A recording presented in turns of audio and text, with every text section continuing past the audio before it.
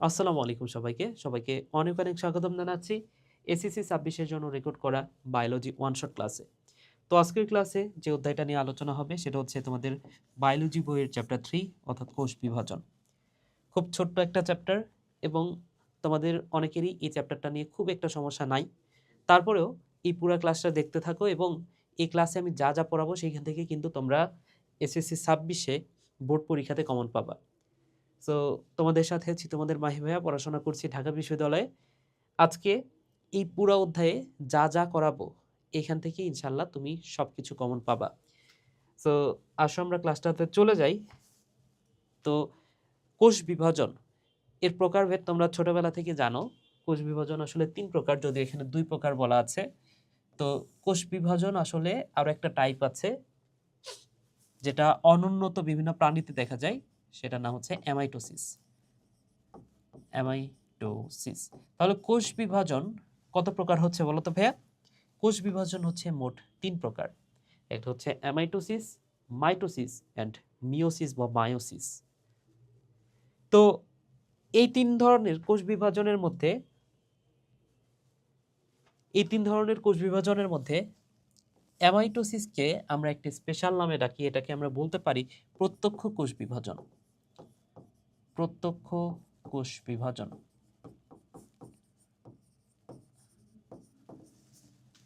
তাহলে বাকি যে দুইটা থাকলো, একটা হচ্ছে মায়োসিস এবং মাইটোসিস, এই দুটাকে আমরা কি নামে রাখবো? পরোক্ষ কোষ বিভাজন। এটা যদি প্রত্যক্ষ হয়, ওই দুটো হচ্ছে পরোক্ষ। তাহলে এদেরকে বলা হচ্ছে পরোক্ষ কোষ বিভাজন। পরোক্ষ কোষ বিভাজন। তো প্রত্যক্ষ কোষ বিভাজন মানে হচ্ছে অ্যামাইটোসিস, এখানে আসলে মাধ্যমিক কোনো জটিল পর্যায় নাই। হ্যাঁ, বা জটিল কোনো মাধ্যমিক পর্যায় নাই। জটিল কোনো মাধ্যমিক পর্যায় ছাড়াই একটা কোষ সরাসরি দুইটা ভাগে ভাগ হয়ে গেলে সেটাকে আমরা বলতে পারি অ্যামাইটোসিস। যেমন ধরে নাও এটা হচ্ছে একটা কোষ, কোষের ভেতরে কি আছে? ধরে নিলাম যে নিউক্লিয়াস আছে। তো এই কোষটা, এই পুরো একটা কোষ, বিশেষ করে এটা এককোষী কোষ হতে পারে। সো এই এককোষী একটা কোষ যদি কোনো মাধ্যমিক পর্যায় ছাড়াই সরাসরি মাঝ বরাবর ভাগ হয়ে গেল, ঠিক আছে, সরাসরি মাঝ বরাবর ভাগ হয়ে গিয়ে দুইটা কোষে পরিণত হইলো, তখন সেটাকে আমরা বলবো অ্যামাইটোসিস কোষ বিভাজন। ওকে। এবং এই অ্যামাইটোসিস কোষ বিভাজন, এটা থেকে প্রশ্ন খুব একটা হওয়ার সম্ভাবনা নাই। তারপরেও এমসিকিউতে তোমাকে বলতে পারে যে অ্যামাইটোসিস এই কোষ বিভাজনটা আসলে কোথায় দেখা যায়। তো মাথায় রেখো, এটা দেখা যায় মেইনলি ব্যাকটেরিয়াতে। ব্যাকটেরিয়া। এছাড়াও এটা দেখা যায় সায়ানোব্যাকটেরিয়াতে। সায়ানোব্যাকটেরিয়া। এছাড়াও এটা দেখা যায় আমিবাতে। আমিবাতে। এছাড়াও এটা দেখা যায় ইস্ট নামক একটা ছত্রাকে। এই নামটা তোমরা প্রত্যেকে চেনো, ইস্ট। এটা হচ্ছে এক ধরনের ছত্রাক। সো ব্যাকটেরিয়া, সায়ানোব্যাকটেরিয়া, আমিবা, ইস্ট, এগুলোতে দেখা যায়। সায়ানোব্যাকটেরিয়া এই নামটা একটু খেয়াল করে দেখো। নামের মধ্যে ব্যাকটেরিয়া থাকলেও এটা হচ্ছে এক ধরনের শৈবাল, ঠিক আছে। সো এই সায়ানোব্যাকটেরিয়ার আরো একটা অপর নাম তোমার মাথায় রাখতে হবে। এটাকে বলা হয় নীলাভ সবুজ শৈবাল। নীলাভ সবুজ সবুজ শৈবাল, বা এটাকে বলা হয় ব্লু গ্রিন আলগি, বা সংক্ষেপে আমি বলতে পারি বিজিএ, ব্লু গ্রিন আলগি। তো এই জায়গাগুলোতে অ্যামাইটোসিস কোষ বিভাজনটা দেখা যায়। তাহলে বাকি যে দুইটা কোষ বিভাজন, একটা হচ্ছে মাইটোসিস আর একটা হচ্ছে মিওসিস, এই দুটা কোষ বিভাজনের মধ্যে আবার এই মাইটোসিস কোষ বিভাজনকে আদর করে ডাকা হয়, এই মাইটোসিস কোষ বিভাজনকে বলা হয় সমীকরণিক বিভাজন। সমীকরণিক বিভাজন।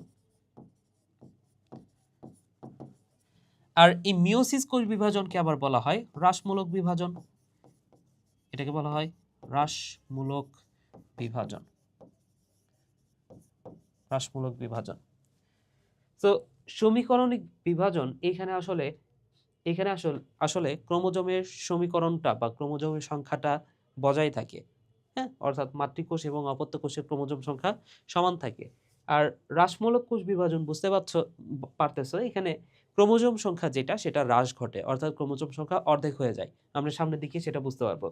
তো মিওসিস নিয়ে আরো ছোট্ট কয়েকটা কথা বলি। দেখো, মিওসিস কোষ বিভাজন এইটাকে আমি দুইটা পর্যায়ে ভাগ করতে পারি। মিওসিস কোষ বিভাজনকে আমি বলতে পারি মিওসিস কোষ বিভাজন, নতুন একটা স্লাইড নিয়ে নিই তাহলে সুবিধা হবে। তো এই যে মিওসিস কোষ বিভাজন যেটা আমি বলতেছি, এই মিওসিস কোষ বিভাজনকে বিভাজনটা আবার দুইটা পর্যায়ে সংঘটিত হয়। প্রথম পর্যায়টাকে আমরা বলতে পারি মিওসিস 1 এবং দ্বিতীয় পর্যায়টাকে আমরা বলতেছি মিওসিস 2। তাহলে মিওসিস কোষ বিভাজন এটা দুইটা পর্যায়ে সংঘটিত হয়। এটা নিয়ে তোমাদের বইয়ে খুব একটা আলোচনা নাই, আমি সংক্ষেপে মিওসিস পড়ার সময় বুঝাই দেওয়ার চেষ্টা করব। তো একটা হচ্ছে মিওসিস 1 এবং আরেকটা হচ্ছে মিওসিস 2। এখন আমি তো বলেছি আগেই যে মিওসিস কোষ বিভাজনে ক্রোমোজোম সংখ্যার হ্রাস ঘটবে। তো মিওসিস তো আবার দুইটা পর্যায়ে হয়, মিওসিস 1 এবং মিওসিস 2। তাহলে কোন পর্যায়টাতে আসলে ক্রোমোজোম সংখ্যার হ্রাস ঘটে? অ্যান্সারটা হচ্ছে এই যে মিওসিস 1, এই পর্যায়টাতেই আসলে ক্রোমোজোম সংখ্যার হ্রাস ঘটে। এই কারণে এই মিওসিস 1 কে আমরা বলতে পারি হ্রাসমূলক বিভাজন। হ্রাসমূলক বিভাজন। কিন্তু এই মিওসিস 2 যেটা, সেখানে আবার ক্রোমোজোম সংখ্যার হ্রাস ঘটে না, সেইখানে ক্রোমোজোমের সমতা বজায় থাকে। অর্থাৎ মাইটোসিসে যা ঘটে এই মিওসিস 2-তে সেম ঘটনাটাই ঘটে। তাহলে তোমাকে যদি কখনো কোশ্চিন করে যে ভাইয়া মাইটোসিসের সাথে মিল আছে কোন কোষ বিভাজনের, সেটা হচ্ছে মিওসিস 2। ঠিক আছে, তাহলে কোন পর্যায়ের মিল আছে? মিওসিস 2 এর মিল আছে। তাহলে এই মিওসিস 2 যেটা, সেটাকে আমি বলতে পারি এটা হচ্ছে হুবহু মাইটোসিসের মতো। মাইটোসিসের মতো। তাহলে বাকি বিষয়টা আমি বিস্তারিত আরো আলোচনা করব পরবর্তীতে মিওসিস পড়ার সময়। আপাতত জাস্ট এইটা মাথায় রাখো যে মিওসিসকে আমরা যে হ্রাসমূলক বিভাজন বলি, কেন বলি? কারণ মিওসিস 1-এই, এই মিওসিস 1 এর কারণে আমরা হ্রাসমূলক বিভাজন বলি। মিওসিস 2 কিন্তু আবার মাইটোসিসের মতোই। ঠিক আছে, তাহলে আমরা আরেকটু সামনের দিকে আগাই। তাহলে আমরা মাইটোসিস কোষ বিভাজন নিয়ে মেইনলি পড়ব। এখানে একটু চিত্র দেখানো আছে। তো ফার্স্টে আমরা দেখেছি যে মাইটোসিস কোষ বিভাজনকে বলা হয় সমীকরণিক বিভাজন, এটা আমরা জানি। মাইটোসিস কোষ বিভাজনে একটা ইনফরমেশন বারবারই এমসিকিউতে আসতে পারে, সেটা হচ্ছে মাইটোসিস কোষ বিভাজন সম্পর্কে যাই আসুক তুমি অ্যান্সার করবা 1। ঠিক আছে, যদি সংখ্যা রিলেটেড কোনো কিছু বলে অ্যান্সার করবা 1। 1 বলতে কি বোঝানো হচ্ছে? মনে রাখো মাইটোসিস কোষ বিভাজনে নিউক্লিয়াসের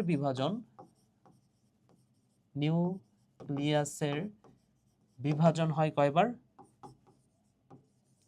নিউক্লিয়াসের বিভাজন হয় মাত্র একবার।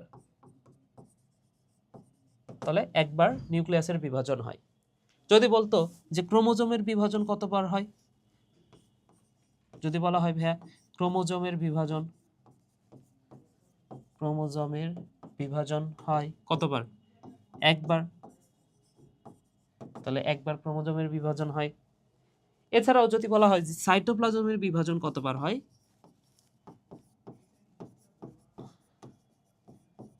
সাইটোপ্লাজমের বিভাজন কতবার হয়, সেটাও কিন্তু একবার। ওকে, যেটা হচ্ছে একবার। মিওসিসের ক্ষেত্রে একটু সামান্য ভিন্নতা আছে, সেটা আমরা একটু পরে বলবো। যাই হোক, তাহলে ফার্স্টে আমরা এই অ্যাক্ট রিলেটেড কিছু ইনফরমেশন জেনে নিলাম। এবার আসো কিছু ওয়ার্ড সম্পর্কে আমাদের জানা প্রয়োজন মাইটোসিস কোষ বিভাজনটা বোঝার জন্য।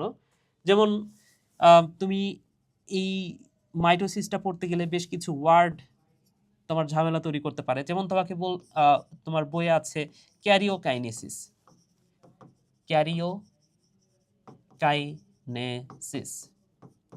এছাড়াও থাকতে পারে সাইটোকাইনেসিস।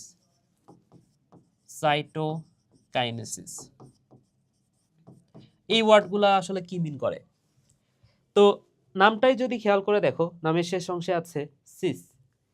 তো তোমাদের কাছে আশা করি এই বিষয়গুলো এখন ডাল ভাত। সিস শব্দটার মিনিংটা কি? মনে রাখো সিস শব্দটার মিনিং হচ্ছে প্রক্রিয়া। সো ক্যারিওকাইনেসিস বা সাইটোকাইনেসিস এটা হচ্ছে একটা প্রক্রিয়া। কিসের প্রক্রিয়া? এখানে তার আগের অংশটা খেয়াল করে দেখো, আমি শুরু এই যে ক্যারিওর পরে কি আছে দেখো তো, কাইনেসিস। তাহলে সিস মানে প্রক্রিয়া, কাইনেসিস মানে কি? কাইনেসিসের দুইটা মিনিং আছে। দেখো তোমরা কাইনেটিক এনার্জি পড়ছো না? কাইনেটিক এনার্জি মানে কি? গতিশক্তি। সো কাইনেসিস মানে হচ্ছে গতির প্রক্রিয়া অথবা অনেক সময় বিভাজনের প্রক্রিয়াও বলা হয়। তাহলে কাইনেসিসের দুইটা মিনিং, একটা হচ্ছে বিভাজন প্রক্রিয়া অথবা গতির প্রক্রিয়া। তো এখানে আসলে বিভাজন প্রক্রিয়াটাকেই বোঝানো হচ্ছে এবং নামের শুরুতে আছে ক্যারিও। এই ক্যারিও শব্দটার অর্থ হচ্ছে নিউক্লিয়াস। তাহলে ক্যারিওকাইনেসিস মানে কি বলতো ভাইয়া? ক্যারিওকাইনেসিস মানে হচ্ছে নিউক্লিয়াসের বিভাজন। নিউক্লিয়াসের বিভাজন বিভাজন আবার এখানে আছে সাইটোকাইনেসিস। সাইটো মানে তো সাইটোপ্লাজম, কাইনেসিস মানে হচ্ছে বিভাজন। সো সাইটোকাইনেসিস মানে কি? সাইটোপ্লাজমের বিভাজন প্রক্রিয়া, বা সংক্ষেপে আমরা বলি সাইটোপ্লাজমের বিভাজন। তাহলে সাইটোকাইনেসিস মানে হচ্ছে সাইটোপ্লাজমের বিভাজন। সাইটোপ্লাজমের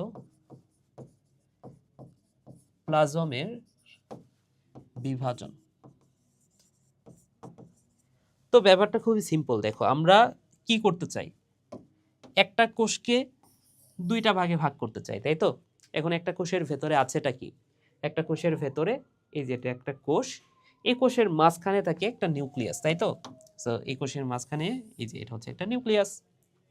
এখন এই কোষটাকে আমরা ভাগ করব। আচ্ছা, নিউক্লিয়াসের বাইরে এই অঞ্চলটাকে আমরা কি বলি? এই অঞ্চলটাকে আমরা বলি সাইটোপ্লাজম, তাই না? ওকে। তো আমরা এই কোষটাকে ভাগ করতে চাই। তো ভাগ করার জন্য আমাদের কি করতে হয় জানো? এই ভাগ করার জন্য আমাদের ফার্স্টে এই যে মাঝখানে যে নিউক্লিয়াসটা আছে না, এই নিউক্লিয়াসটাকে দুই ভাগে ভাগ করতে হয়।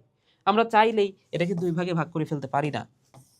আমরা চাইলেই এটাকে দুই ভাগে ভাগ করে ফেলতে পারবো না।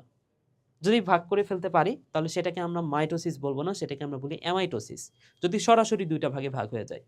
তো আমাদের যে কাজটা করতে হয়, আমাদের তো করতে হয় না, আমাদের দেহের মধ্যে অটোমেটিক এই ঘটনাটা ঘটে। সেটা হচ্ছে এই যে আমাদের কোষের ভেতরে যে নিউক্লিয়াসটা আছে, এই কোষের ভেতরে যে নিউক্লিয়াসটা, এই নিউক্লিয়াসটা ফার্স্টে দুইটা ভাগে ভাগ হয়। এই যে দুইটা ভাগে ভাগ হইল, ঠিক আছে? আমাদের কোষের ভেতরে যে নিউক্লিয়াসটা এই যে দুইটা ভাগে ভাগ হইল। এরপরে কি হবে বলতো? তাহলে এই ঘটনাটাকে আমরা বলতে পারি ক্যারিওকাইনেসিস। তাহলে ফার্স্টে ক্যারিওকাইনেসিস ঘটবে। ফার্স্টে ক্যারিওকাইনেসিস ঘটবে, অর্থাৎ নিউক্লিয়াসের বিভাজন ঘটবে। এবং তারপরে শুরু হবে এই সাইটোপ্লাজমের বিভাজন বা সাইটোকাইনেসিস। তাহলে যখনই নিউক্লিয়াসটা দুইটা ভাগে ভাগ হয়ে গেল, সেই সময়টা থেকে শুরু করে এখন শুরু হবে সাইটোকাইনেসিস, অর্থাৎ এই যে সাইটোপ্লাজম, এই সাইটোপ্লাজমটা দুইটা ভাগে ভাগ হয়ে যাবে। তাহলে দেখো সাইটোপ্লাজম দুইটা ভাগে ভাগ হয়ে গেল। তাহলে আমাদের ছিল একটা কোষ, এখন হয়ে গেছে কয়টা কোষ? দুইটা কোষ। তাহলে এইভাবেই একটা মাইটোসিস কোষ বিভাজন হয়। বুঝতে পেরেছ? এইভাবেই একটা মাইটোসিস কোষ বিভাজন হয়। আশা করি বুঝাইতে পারছি। তাহলে মাইটোসিস কোষ বিভাজন মানে কি বলতো? মাইটোসিস কোষ বিভাজন মানে হচ্ছে এই যে এই দুটাকে একত্রে আমরা বলি মাইটোসিস কোষ বিভাজন। বুঝতে পারছো? বিষয়টা হচ্ছে যে মাইটোসিস মানে কি? আমি বললাম যে মাইটোসিস মানে কি? সো বিভিন্ন সংজ্ঞা তো তুমি দিতেই পারো। আমি একটা সংজ্ঞা দিই। মাইটোসিস মানে হচ্ছে এই যে ক্যারিওকাইনেসিস প্লাস সাইটোকাইনেসিস, এই দুটাকে একত্রে আমরা বলি মাইটোসিস কোষ বিভাজন। সো মাইটোসিস মানে কি? মাইটোসিস মানে হচ্ছে এই যে ক্যারিওকাইনেসিস, ফার্স্টে হবে ক্যারিওকাইনেসিস, এর সাথে সাইটোকাইনেসিস, এই দুটাকে একত্রে আমরা বলতে পারি কি বলতে পারি বলতো? মাইটোসিস কোষ বিভাজন। এখন ধরে নাও মাত্র একটা মাইটোসিস কোষ বিভাজন হলো।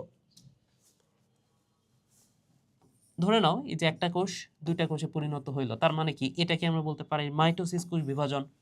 এটাকে আমরা কি বলি ভাইয়া? মাইটোসিস কোষ বিভাজন। এখন সামনের দিকে আবারও তো আরেকটা মাইটোসিস কোষ বিভাজন হবে। দেখো এই কোষটা দুইটা ভাগে ভাগ হইলো, এখন এই কোষগুলাও কি আবারও ভাগ হবে না? কিছুদিন পরে বা কিছুক্ষণ পরে এই কোষগুলাও কি আবারও ভাগ হবে না? তাহলে মাত্র একটা মাইটোসিস হইছে, আবারও একটা মাইটোসিস হবে কোন একটা সময়। এখন যতক্ষণ না এই মাইটোসিসটা হচ্ছে, এই মাইটোসিস হবার জন্য কোষটা আস্তে আস্তে প্রস্তুত হতে থাকে। ধরে নাও যে তোমার 2 মাস পরে পরীক্ষা, তো তুমি কি করবে এখন বলো তো? প্রস্তুতি নিতে থাকবে, তাই না? প্রস্তুতি নিতে থাকবে কেন? যাতে তুমি পরীক্ষার জন্য প্রিপেয়ার হতে পারো, পরীক্ষাটা যাতে ভালো দিতে পারো, এই কারণে।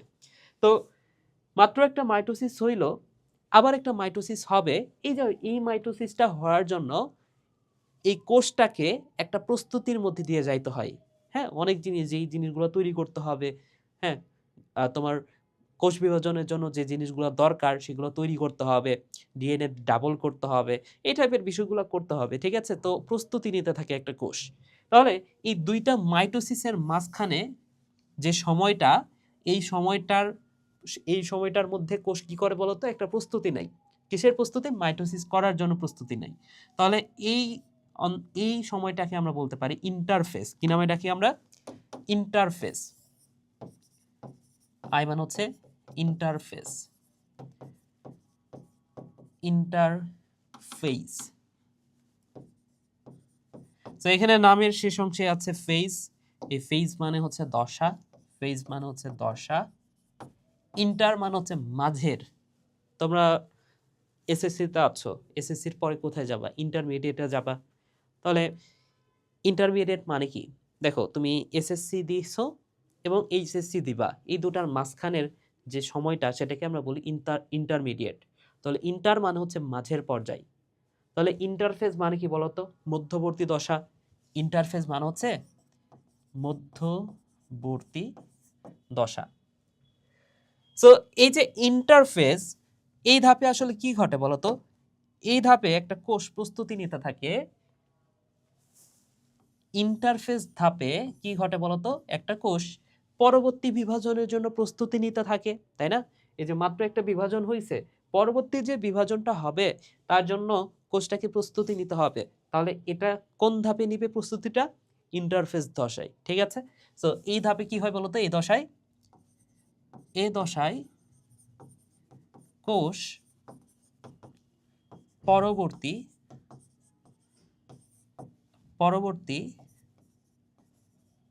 কোষ বিভাজনের প্রস্তুতি নিতে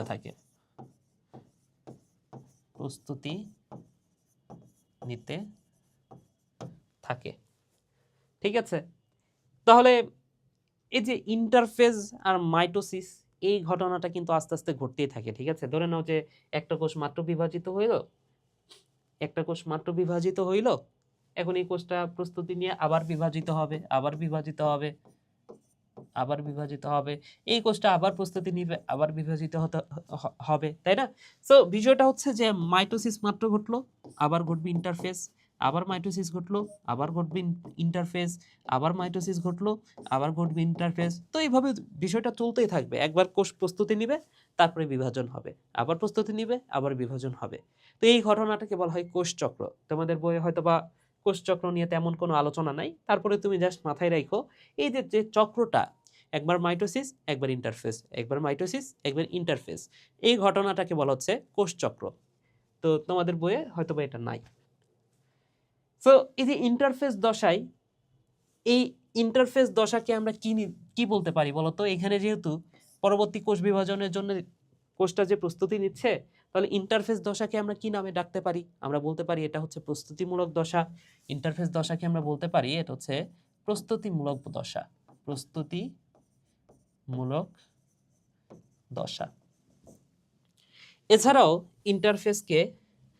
ইন্টারফেস দশার যে নিউক্লিয়াস, সেটাকে আমরা বলি বিপাকীয় নিউক্লিয়াস। এগুলো এমসিকিউতে আসে। সো এই দশার নিউক্লিয়াসকে বলা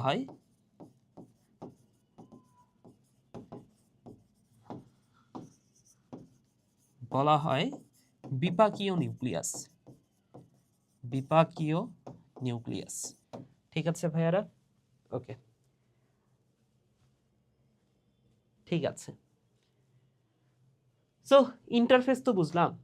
এখন মাইটোসিস মানে তো একটু আগেও আমরা পড়েছি যে মাইটোসিস মানে হচ্ছে ফার্স্টে ক্যারিওকাইনেসিস হবে, তারপরে হবে সাইটোকাইনেসিস।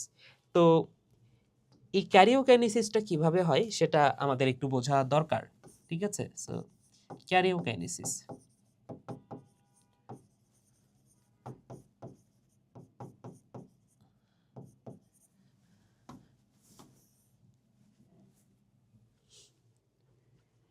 ক্যারিওকাইনেসিস মানে আমরা কি জানি বলতো? ক্যারিওকাইনেসিস মানে হচ্ছে নিউক্লিয়াসের বিভাজন। ক্যারিওকাইনেসিস মানে কি বলতো? নিউক্লিয়াস এর বিভাজন বিভাজন ঠিক আছে। এখন এই ক্যারিওকাইনেসিস নিউক্লিয়াসের যে বিভাজন এইটা ঘটবে, এই নিউক্লিয়াসের বিভাজনটা হয় 5টা দশার মাধ্যমে। ঠিক আছে, সো ক্যারিওকাইনেসিসের কয়টা দশা বলো তো? 5টি দশা। তো আমরা অনেক সময় বলি যে মাইটোসিস কোষ বিভাজনটা 5টা ধাপে হয় না। মাইটোসিস কোষ বিভাজনটা 5টা ধাপে হয় না।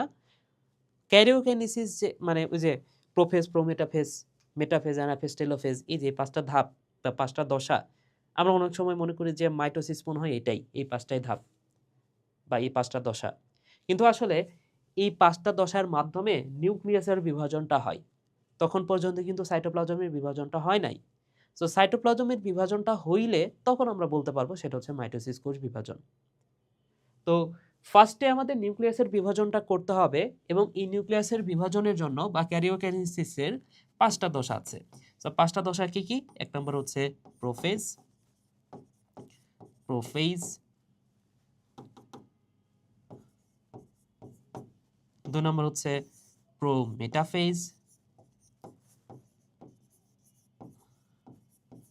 3 নম্বর হচ্ছে metaphase,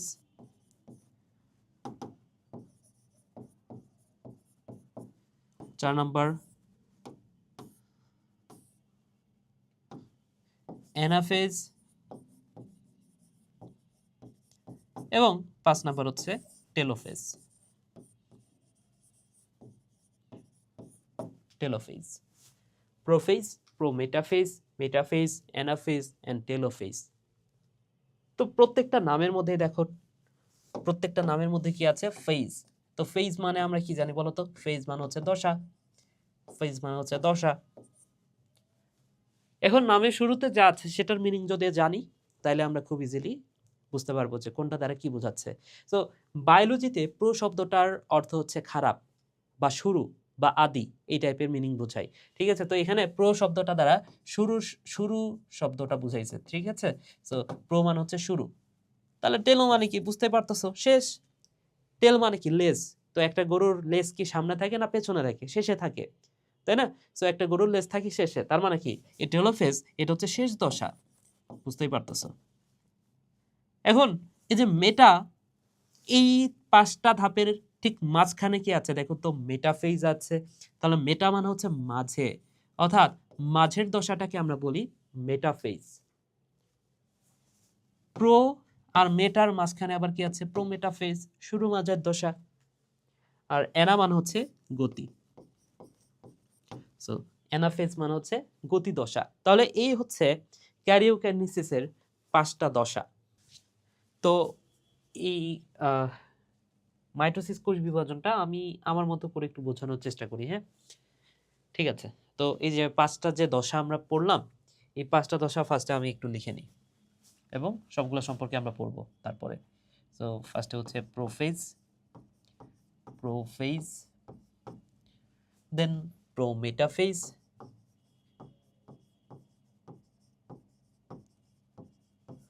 then metaphase, anaphase and last one telophase.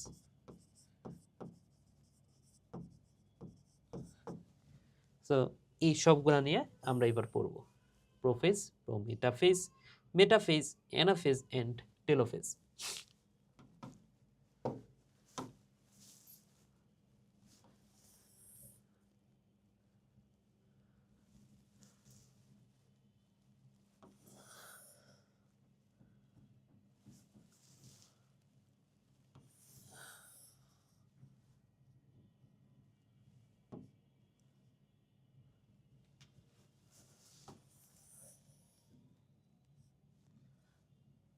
ওকে, তো এই হচ্ছে 5টা ধাপ। তো আমি আমার মতো করে পড়াই, তারপরে তো আমাদের স্লাইডে সবকিছু দেয়া আছে, কোন ধাপে কি হয় সেটা স্লাইডেও দেয়া আছে, আর আমি আমার মতো করে একটু দেখাই দিই তোমাদেরকে আমি যেভাবে পড়ি আসলে। তো এখানে প্রোফেজ মানে তো শুরুর দশা, এন্ড টেলোফেজ মানে হচ্ছে শেষ দশা। তো শুরু এবং শেষ এরা হচ্ছে একে অপরের বিপরীত। শুরুর দশায় যা ঘটে শেষ দশায় তার বিপরীত ঘটনা ঘটে, সিম্পল, তাই না? শুরুর দশায় যদি জল বিয়োজন ঘটে, শেষ দশায় জল যোজন হবে। তাহলে এই কথাটাই মাথায় রাখো ভাইয়া, সেটা হচ্ছে শুরুর দশা এবং শেষ দশা একে অপরের বিপরীত। তাহলে শুরুর দশায় যে ঘটনাটা ঘটে, শুরুর দশায় যে ঘটনাটা ঘটে ভাইয়া মাথায় রাখতে হবে, সেটা হচ্ছে জল বিয়োজন, জল বিয়োজন ঘটে। আর শেষ যে দশাটা অর্থাৎ টেলোফেজ, এখানে তাহলে কি ঘটবে? এখানে ঘটবে জল যোজন, জল যোজন। প্রোফেজে আরো একটা গুরুত্বপূর্ণ ঘটনা, সেটা হচ্ছে নিউক্লিওলাস আর নিউক্লিয়ার মেমব্রেনের বিলুপ্তি শুরু হয়। এটা তোমরা প্রত্যেকেই জানো, তাই না? সো এইখানে নিউক্লিওলাস নিউক্লিওলাস ও নিউক্লিয়ার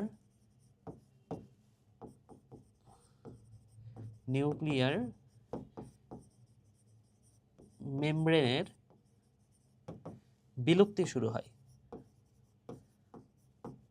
বিলুপ্তি শুরু হয়। তাহলে টেলোফেজে কি হবে? পুনরাবির্ভাব হবে, তাই না? বিলুপ্তি হয়ে যাচ্ছে, তাহলে টেলোফেজে গিয়ে আবার পুনরাবির্ভাব হবে, আবার ফিরে আসবে। তাহলে নিউক্লিওলাস আর নিউক্লিয়ার মেমব্রেনের পুনরাবির্ভাব ঘটে। আমি জাস্ট একটা কাজ করি, এই পুরো অংশটুকু আমি কপি করে নিই, তাহলে পেস্ট করলেই হয়ে যাচ্ছে। ঠিক আছে, ওকে। তাহলে আমাদের যেটা মাথায় রাখতে হবে সেটা হচ্ছে নিউক্লিওলাস আর নিউক্লিয়ার মেমব্রেনের পুনরাবির্ভাব ঘটে। এখানে বিলুপ্তি শুরু হয় না, পুনরাবির্ভাব ঘটে হবে,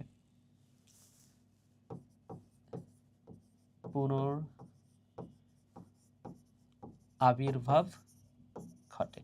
তাহলে দেখো, প্রোফেজ আর টেলোফেজ দুটার মধ্যে কিন্তু আমরা কমন কি দুটার মধ্যে আমরা কিন্তু বিপরীত বৈশিষ্ট্যগুলো পেয়ে গেলাম, তাই না? তাহলে টেলোফেজ কিন্তু আমরা শেষ ধরতে পারি যে টেলোফেজের যা কিছু আমাদের প্রয়োজন, মানে যেই দুটা টপিক, মানে যেই দুটা পয়েন্ট আমাদের মনে রাখতে হবে, সেটা কিন্তু আমি লিখে ফেলছি অলরেডি।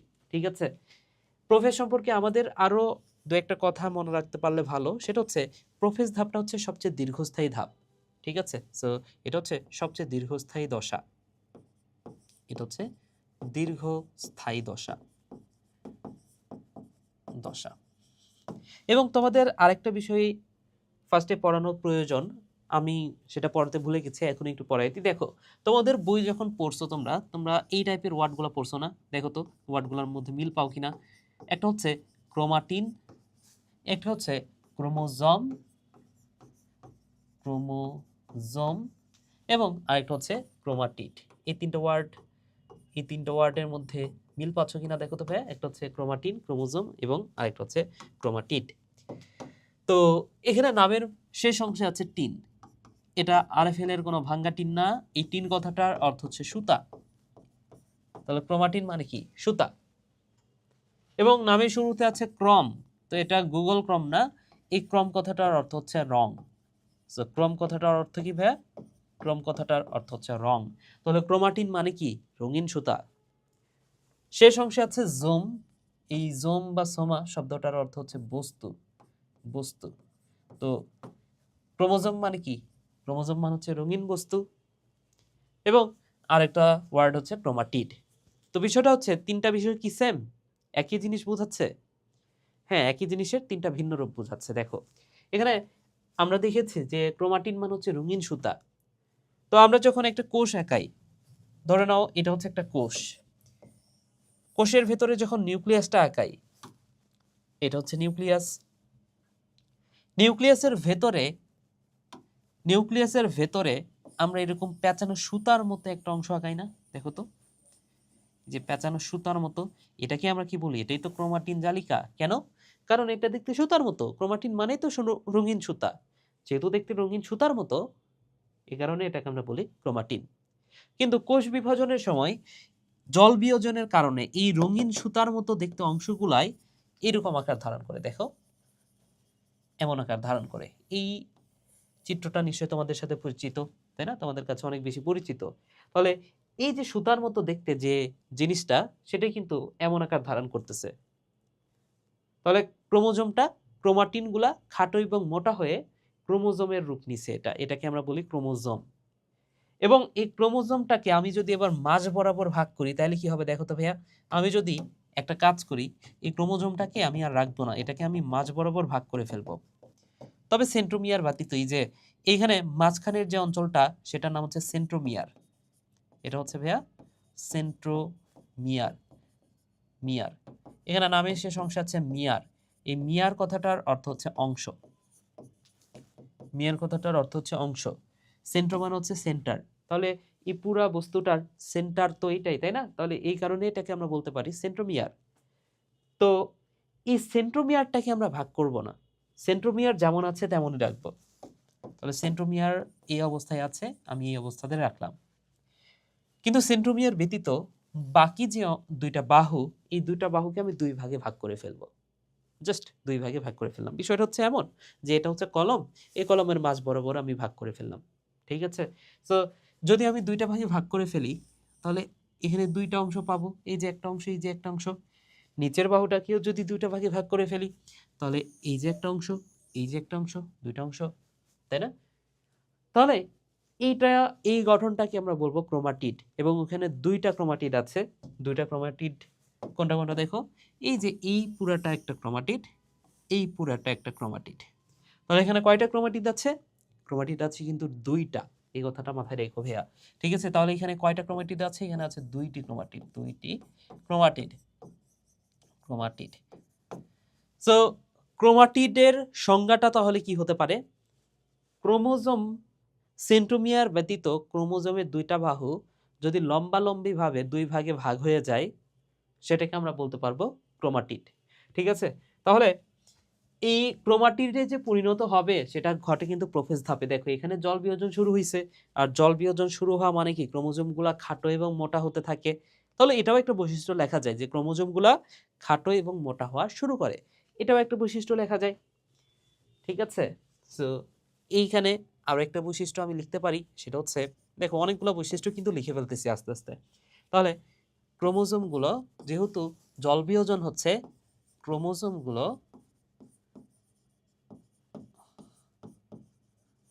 খাটো ও মোটা হয়, খাটো ও মোটা হয়। এছাড়াও আরো একটা বৈশিষ্ট্য আমি বলতে পারি, সেটা হচ্ছে যে ক্রোমোজোমগুলো ক্রোমাটিড হচ্ছে। ক্রোমাটিড মানে কি আমরা একটু আগে দেখেছি, ক্রোমাটিড মানে হচ্ছে ক্রোমোজোমগুলো, ক্রোমোজোম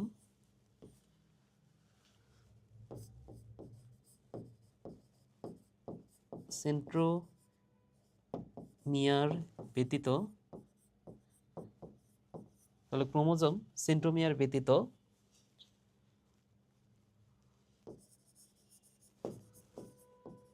লম্বালম্বি ভাগ হয়ে, লম্বালম্বি ভাগ হয়ে ক্রোমাটিডে পরিণত হয়, ক্রোমাটিডে পরিণত হয়। তো এই আর কি বিষয়। ঠিক আছে? তাহলে দেখো আমরা প্রোফেজ সম্পর্কে কিন্তু অনেক কিছুই পড়ছি, তাই না? তাহলে এখানে আমরা যে বৈশিষ্ট্যগুলো পড়ছি এর মধ্যে একটা বৈশিষ্ট্য ছিল যে এটা দীর্ঘস্থায়ী দশা, বা এটা সবচেয়ে দীর্ঘ সময় ধরে ঘটে। তাহলে প্রথমটা হচ্ছে সবচেয়ে দীর্ঘস্থায়ী দশা, তারপরেরটাই হচ্ছে আবার সবচেয়ে স্বল্পস্থায়ী দশা। তাহলে প্রোমেটাফেজ সম্পর্কে আমরা যে কথাগুলো মাথায় রাখবো ভাইয়া, সেটা হচ্ছে এটা সবচেয়ে স্বল্পস্থায়ী, স্বল্পস্থায়ী, স্বল্পস্থায়ী, স্বল্পস্থায়ী দশা, স্বল্পস্থায়ী দশা। দ্বিতীয় কথা যেটা, এই দশায় একটা যন্ত্র তৈরি হবে, বুঝছো? এই দশায় একটা যন্ত্র তৈরি হয় এবং সেই যন্ত্রটার নাম তোমরা প্রত্যেকেই জানো, যন্ত্রটার নাম হচ্ছে স্পিন্ডল যন্ত্র। তাহলে এই প্রোমেটাফেজ দশাতে একটা যন্ত্র তৈরি হয়, নাম হচ্ছে স্পিন্ডল যন্ত্র, স্পিন্ডল যন্ত্র। এবং এই স্পিন্ডল যন্ত্রের কথা যখন আসবে তখন সেখানে আকর্ষণ তন্তু আসবে, বা ট্র্যাকশন ফাইবার, এই টাইপের কথাবার্তা আসবে। তো সেটা আমরা চিত্র দেখার সময় বুঝতে পারবো। ঠিক আছে? যে ট্র্যাকশন ফাইবার কিভাবে, কোনটাকে আমরা ট্র্যাকশন ফাইবার বলবো, কোনটা হচ্ছে স্পিন্ডল যন্ত্র, কোনটা স্পিন্ডল তন্তু, এই টাইপের বিষয়গুলো আমরা বুঝবো। ঠিক আছে? এছাড়াও এখানে এই দশাতে হচ্ছে মেরু এবং বিষুবীয় অঞ্চল, দুটো অঞ্চল তৈরি হবে। তো সেটা আমরা দেখব। আপাতত আমরা খুব সিম্পলি যে কথাগুলো পড়া যায় সেগুলো আমরা পড়ি। এবং এই দশায় প্রোমেটাফেজ ধাপটাতে আরো একটা কথা তোমার মাথায় রাখতে হবে, সেটা হচ্ছে এই যে দেখো তো নিউক্লিওলাস আর নিউক্লিয়ার মেমব্রেনের যে বিলুপ্তি শুরু হয়েছিল, এটা তো আর এটা তো শুরু হয়েছে মাত্র, তাই না? তাহলে এই ধাপটাতে এসে এই বিলুপ্তিটা চলতেই থাকবে। হ্যাঁ, তখনও শেষ হয় নাই, তবে বিলুপ্তিটা চলতেছে।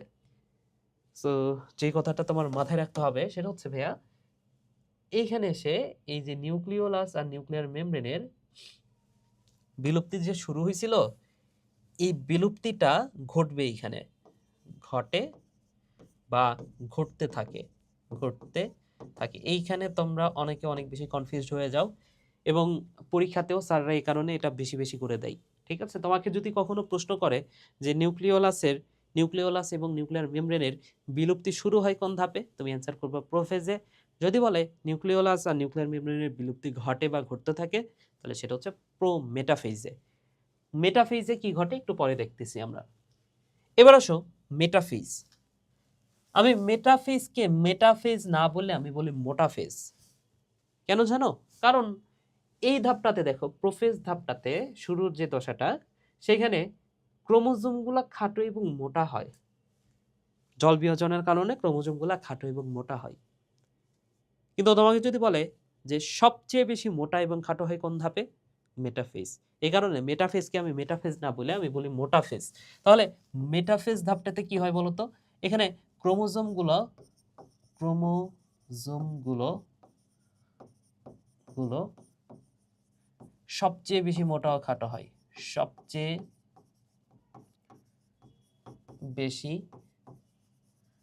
মোটা ও খাটো হয়, সবচেয়ে বেশি মোটা এবং খাটো হয়। ঠিক আছে, এরপরে যে কথাটা মাথায় রাখবা মেটাফেজ সম্পর্কে, সেটা হচ্ছে এই মেটাফেজ ধাপে এর আগের ধাপগুলোতে দেখো নিউক্লিওলাস আর নিউক্লিয়ার মেমব্রেনের বিলুপ্তি শুরু হয়, এখানে ঘটে বা ঘটতে থাকে, আর এখানে সম্পূর্ণ বিলুপ্তি ঘটে। তাহলে আমি আবারও কপি করে ফেলি সেই ফাইলটা, সরি পেস্ট করে ফেলি, কপি না। ওকে, তাহলে এইখানে নিউক্লিওলাস আর নিউক্লিয়ার মেমব্রেনের সম্পূর্ণ বিলুপ্তি ঘটে, সম্পূর্ণ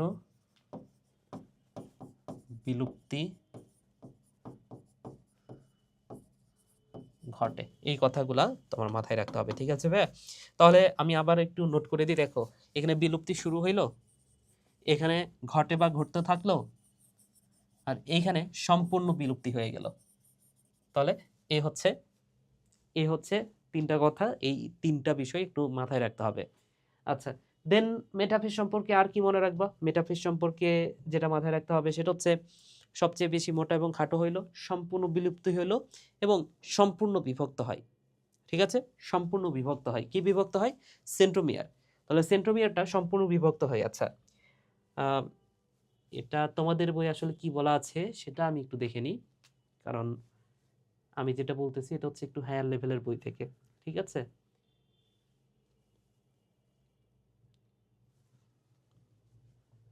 হ্যাঁ, সম্পূর্ণ বিলুপ্তি ঘটে। হ্যাঁ, এই যে সেন্ট্রোমিয়ার এখানে সম্পূর্ণ বিভক্ত হয় এই কথাটা বলা নাই, এখানে বলা আছে যে শেষ ভাগে সেন্ট্রোমিয়ারের বিভাজন শুরু হয়, এই কথাটা বলা আছে। ঠিক আছে, ওকে। তাহলে সেন্ট্রোমিয়ারে বিভাজন শুরু হয়, এই কথাটা আমি অ্যাড করতে পারি এখানে, যে সেন্ট্রোমিয়ারের বিভাজন শুরু হচ্ছে, সেন্ট্রোমিয়ারের বিভাজন শুরু হয়, বিভাজন শুরু হয়। সো এই কথাটা মাথায় রাখো। এবং লাস্ট ওয়ান যে কথাটা অবশ্যই মাথায় রাখতেই হবে সেটা হচ্ছে এখানে মেটাফেজ, মতে যে কথাটা মাথায় রাখবা সেটা হচ্ছে মেটাকাইনেসিস। মতে মেটাকাইনেসিস, মেটাকাইনেসিস। সো মেটাকাইনেসিস মানে কি? চিত্র না আঁকাইলে আসলে নাও বুঝতে পারতে পারো অনেকে, তো আমি পরে বুঝাই দিব। এই ওয়ার্ডটা হয়তো বা তোমাদের বইয়ে নাই, তোমাদের বইয়ে যেটা বলা আছে সেটাও আমি বলবো একটু পরেই। ঠিক আছে, তাহলে মতে মেটাফেজ, মতে মেটাকাইনেসিস গেল। এবার আসো অ্যানাফেজ। অ্যানাফেজ ধাপটা সম্পর্কে খুব বেশি কথা না, 2-3টা কথা জাস্ট মাথায় রাখতে হবে। প্রথম কথাটা হচ্ছে এখানে মেরুমুখী চলন দেখা যায়। এখানে মেরুমুখী চলন দেখা যায় এবং অ্যানাফেজ সম্পর্কে আরেকটা যে কথা মনে রাখতে হবে সেটা এইভাবে পড়তে পারো, VL JI MSAT। VLJI মানে হচ্ছে ভুলে যাই, MSAT মানে হচ্ছে মিস্টার স্যাট। তাহলে ভুলে যাই মিস্টার স্যাট, ভুলে যাই মিস্টার স্যাট। ওকে, সো VLJI MSAT মিস্টার স্যাট। তো এটাকে আমি বলি প্রতিবন্ধী ভাষা, বুঝছো? আমরা ফেসবুকে অনেক সময় অনেকের সাথে চ্যাট করার সময় খুব সংক্ষেপে অনেক ওয়ার্ড ইউজ করি না, যেমন ওয়েট না লিখে W8 লিখি, গুড মর্নিং না লিখে GDM9 এভাবে লিখি, তাই না? তোমরা তো জেনজি, আমিও তো জেনজি। তোমরা কি জেনজি? আচ্ছা, যাই হোক। সো এখানে এই ওয়ার্ডটা একটু মাথায় রাখবা যে ভুলে যাই মিস্টার স্যাট। তো এটা দ্বারা আসলে কি বোঝাচ্ছে সেটাও আমার একটু বলা প্রয়োজন। তাহলে দেখো এখানে আমি আর একটু ছোট করে লিখি, VLJI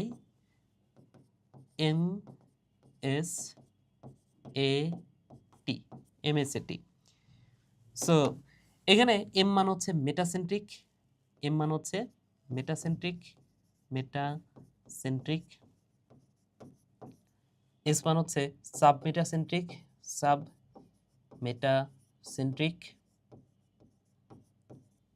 এ মান হচ্ছে অ্যাক্রোসেন্ট্রিক,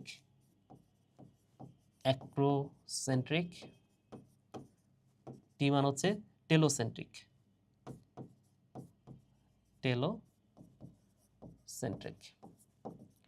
তো এটার মিনিংটা আসলে কি দেখো, একটা ক্রোমোজোম এটা যদি সেন্ট্রোমিয়ার হয়, তো ক্রোমোজোমের যদি 2টা বাহু থাকে এবং 2টার আকার যদি সমান হয়, অর্থাৎ এই বাহুটার যে যত বড় এই বাহুটার দৈর্ঘ্যটা ঠিক সমান, তাহলে সেটা ইংলিশ লেটার কিসের মতো দেখতে বলো তো? সেটা দেখতে ভি এর মতো, তাই না? সো এটাকে আমরা বলতে পারি ভি। এখন এই যে সেন্ট্রোমিয়ার যেটা, সেটা তো একদম মাঝখানে আছে। ভি হওয়ার জন্য সেন্ট্রোমিয়ারটা অবশ্যই কোথায় হতে হবে বলো তো? একদম ঠিক মাঝখানে হতে হবে, 2টা বাহুর ঠিক মাঝখানে। তাহলে মেটা মানে তো মাঝে, আমরা জানি, আমরা মেটাফেজ পড়ছি না? সো মেটা মানে তো মাঝে, আর সেন্ট্রিক মানে কি? সেন্ট্রোমিয়ার। তাহলে সেন্ট্রোমিয়ারটা যদি মাঝে হয় সেটাই তো দেখতে ভি আকৃতির মতো। তাহলে মেটাসেন্ট্রিক মানে হচ্ছে ঠিক মাঝে। যদি সেন্ট্রোমিয়ারটা ঠিক মাঝে না হয়ে একটু যদি পাশে চলে আসতো, তাহলে সেটা কিসের মতো? এল আকৃতির মতো হতো, তাই না? সো সাবমেটাসেন্ট্রিক মানে কি? মাঝের একটু পাশে। যদি এই সেন্ট্রোমিয়ারটা আরো একটু পাশে চলে আসতো, তখন সেটাকে আমরা কি বলবো? অ্যাক্রোসেন্ট্রিক। এবং এই সেন্ট্রোমিয়ারটা যদি আরো কর্নারে চলে যাইতো, তাহলে সেটা কিসের মতো দেখতে হইতো? আয়ের মতো, তাই না? সো সেটাকে আমরা বলবো টেলোসেন্ট্রিক। টেল মান হচ্ছে প্রান্ত, একদম সেন্ট্রোমিয়ারটা প্রান্তে চলে আসছে, সেটা হচ্ছে টেলোসেন্ট্রিক। তাহলে এই হচ্ছে কোষ বিভাজন, এই হচ্ছে টোটাল কোষ বিভাজন। এখন তোমরা যেটাতে সমস্যা ফেস করো, আমি একটু ছোট করে দিই, হ্যাঁ? আশা করি তারপরেও তোমরা বুঝতে পারতেছো কোথায় কি লেখা আছে। তো তোমরা যেটাতে সমস্যা ফেস করো, আচ্ছা আমি একটু ক্যামেরাতে দেখি তো তোমরা দেখতে পাচ্ছ কিনা আসলেই। দেখা যাবে সবকিছু। তোমরা সমস্যা ফেস করো হচ্ছে চিত্র আঁকাতে, তাই না? তো চিত্রটাও একটু আমি দেখানোর চেষ্টা করি, যদিও আমি খুব ভালো চিত্র আঁকাইতে পারি না। তোমরা যেমন আঁকাও, আমি আমি অনেক সময় খুব ভালো চিত্র আঁকাইতে পারি না, ঠিক আছে? তারপর একটু চেষ্টা করি। দেখো, ধরে নাও এটা হচ্ছে একটা কোষ, আমি উদ্ভিদ কোষের চিত্রটা আঁকাবো। প্রাণী কোষেরটা তোমরা একটু বই থেকে দেখে নিবা, আমি উদ্ভিদ কোষের চিত্রটা আঁকাবো। সো এটা হচ্ছে একটা উদ্ভিদ কোষ, যেহেতু কোষ প্রাচীর দিয়ে দিব, এটা হচ্ছে উদ্ভিদ কোষের কোষ প্রাচীর, তাই তো? তো উদ্ভিদ কোষের ভেতরে নিউক্লিয়াস আছে, এই যে এটা হচ্ছে নিউক্লিয়াস, এবং নিউক্লিয়াসের ভেতরে ক্রোমাটিন জালিকাটা থাকে। তো তোমাদের বইয়ে দেখবা যে 3টা চিত্র দেওয়া আছে, প্রথম চিত্রে এমন দেওয়া আছে যে ক্রোমাটিন জালিকা। তো আমরা 3টা চিত্র আঁকাবো না, আমরা একটা চিত্রই আঁকাবো, সেটা হচ্ছে ফাইনাল চিত্র। প্রোফেজের ফাইনাল চিত্রটা কেমন হবে? আমরা জানি যে এই ধাপে জল বিয়োজন শুরু হবে, ক্রোমোজোমগুলো খাটো এবং মোটা হবে এবং শেষে গিয়ে ক্রোমোজোমগুলা ক্রোমাটিডে পরিণত হবে। তো এই যে ক্রোমাটিডে যে পরিণত হওয়া, এটা হচ্ছে ফাইনাল চিত্র হবে। তাহলে এইখানে আর ক্রোমাটিন দেখালে আমাদের চলবে না, এইখানে আমাদের দেখাতে হবে ক্রোমাটিড। সো এই যে এইটা হচ্ছে ক্রোমাটিডের চিত্র, এইটা হচ্ছে ক্রোমাটিড 4 টাকায়। হ্যাঁ, এটা হচ্ছে ক্রোমাটিড। সো এখানে কিন্তু আরেকটা বিষয় মিসিং আছে, সেটা হচ্ছে এখানে তোমার অবশ্যই নিউক্লিওলাসটাও দেখাইতে হবে, কারণ নিউক্লিওলাস আর নিউক্লিয়ার মেমব্রেন দুটো একসাথে বিলুপ্ত হওয়া শুরু করবে। ঠিক আছে, সো এই হচ্ছে প্রথম চিত্র, খুব সিম্পলি আগাইছি। ঠিক আছে, যারা চিত্র নিয়ে অনেক বেশি প্যারা খাও তারা কিন্তু সিম্পলি এই চিত্রটা জাস্ট আঁকাই দিতে পারবা। আচ্ছা, দেন পরের ধাপটা হচ্ছে প্রোমেটাফেজ। প্রোমেটাফেজে কি হয়? প্রোমেটাফেজে আবারও সেই সেম চিত্রটা আমি ফার্স্টে আঁকাই। চারদিকে এটা হচ্ছে কোষঝিল্লি, তার উপরে আছে কোষ প্রাচীর,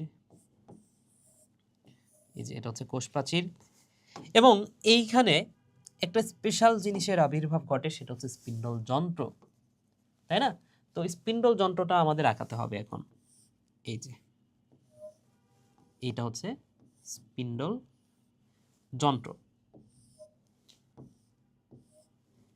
স্পিন্ডল যন্ত্র থেকে স্পিন্ডল, এই পুরাটাকে আমরা বলতে পারি স্পিন্ডল যন্ত্র, এবং এই প্রত্যেকটা সুতার মতো অংশকে আমরা বলতে পারি স্পিন্ডল তন্তু। তো এটা তো উদ্ভিদ কোষ, তাই না? প্রাণী কোষের ক্ষেত্রে স্পিন্ডল যন্ত্রটা তৈরি হয় সেন্ট্রিওল থেকে। উদ্ভিদ কোষে যেহেতু সেন্ট্রিওল নাই, তো উদ্ভিদ কোষে আমি সেন্ট্রিওলটা দেখাচ্ছি না, কিন্তু যদি এটা প্রাণী কোষ হতো, আমি একটু পরে চিত্র, আচ্ছা এখন দেখাইনি, দেখো, আচ্ছা এইখানে চিত্রের ভেতরেও আসলে প্রাণী কোষটা দেয়া নাই মেবি। ঠিক আছে, সো প্যারা নাই, তোমরা বই থেকে একবার জাস্ট দেখে নাও, আমি একটু দেখানোর চেষ্টা করি। ধরে নাও এটা হচ্ছে একটা প্রাণী কোষ, এটা হচ্ছে একটা প্রাণী কোষ।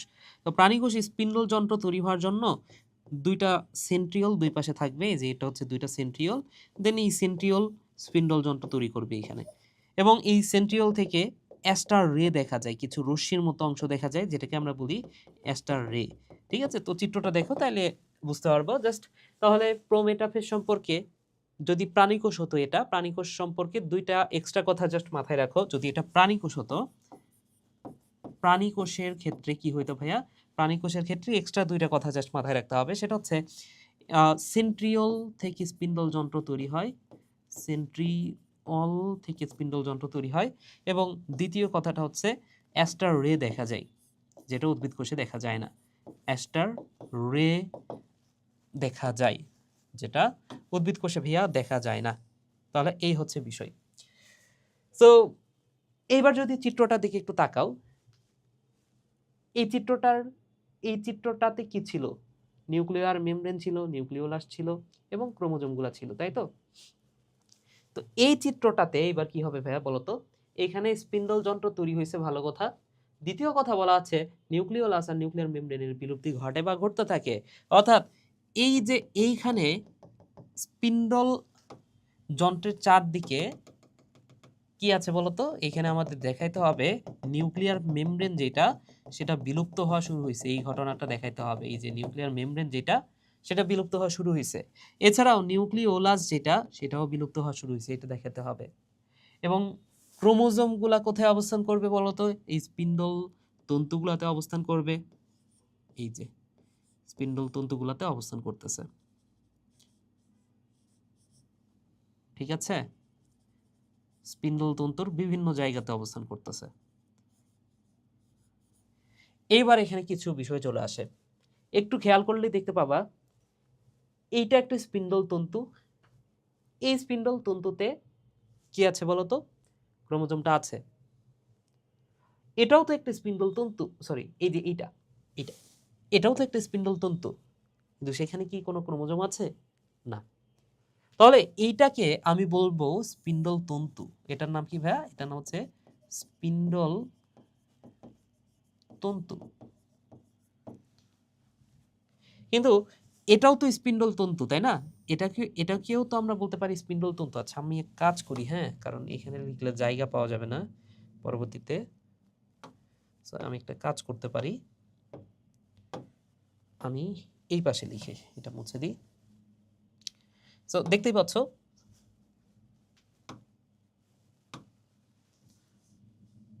তো ভাইয়া দেখতেই পাচ্ছ যে এটা একটা স্পিন্ডল তন্তু, এটা হচ্ছে একটা স্পিন্ডল স্পিন্ডল তন্তু,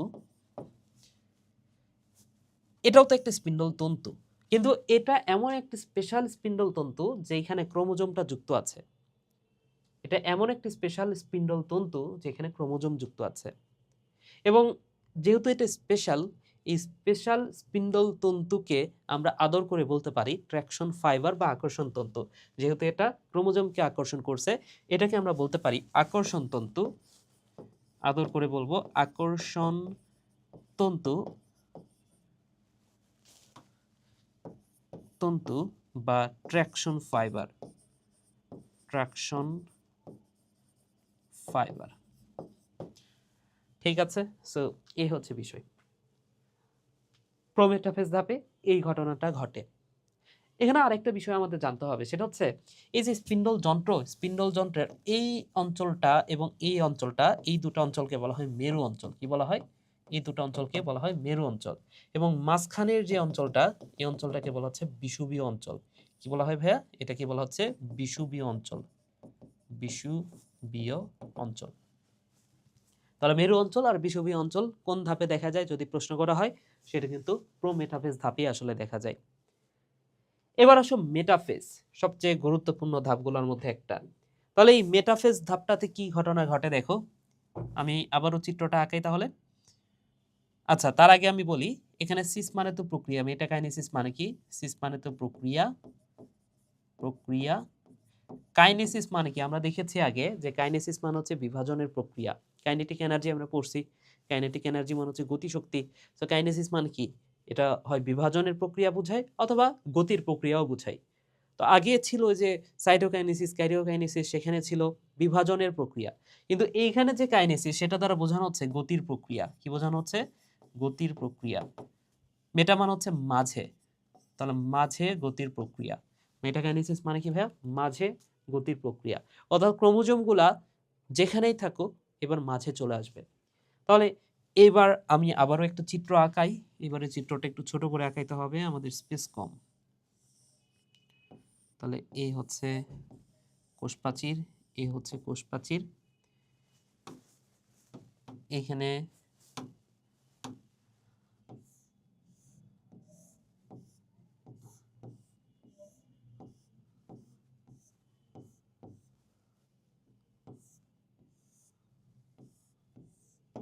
ওকে, সো এই হচ্ছে স্পিন্ডল যন্ত্র।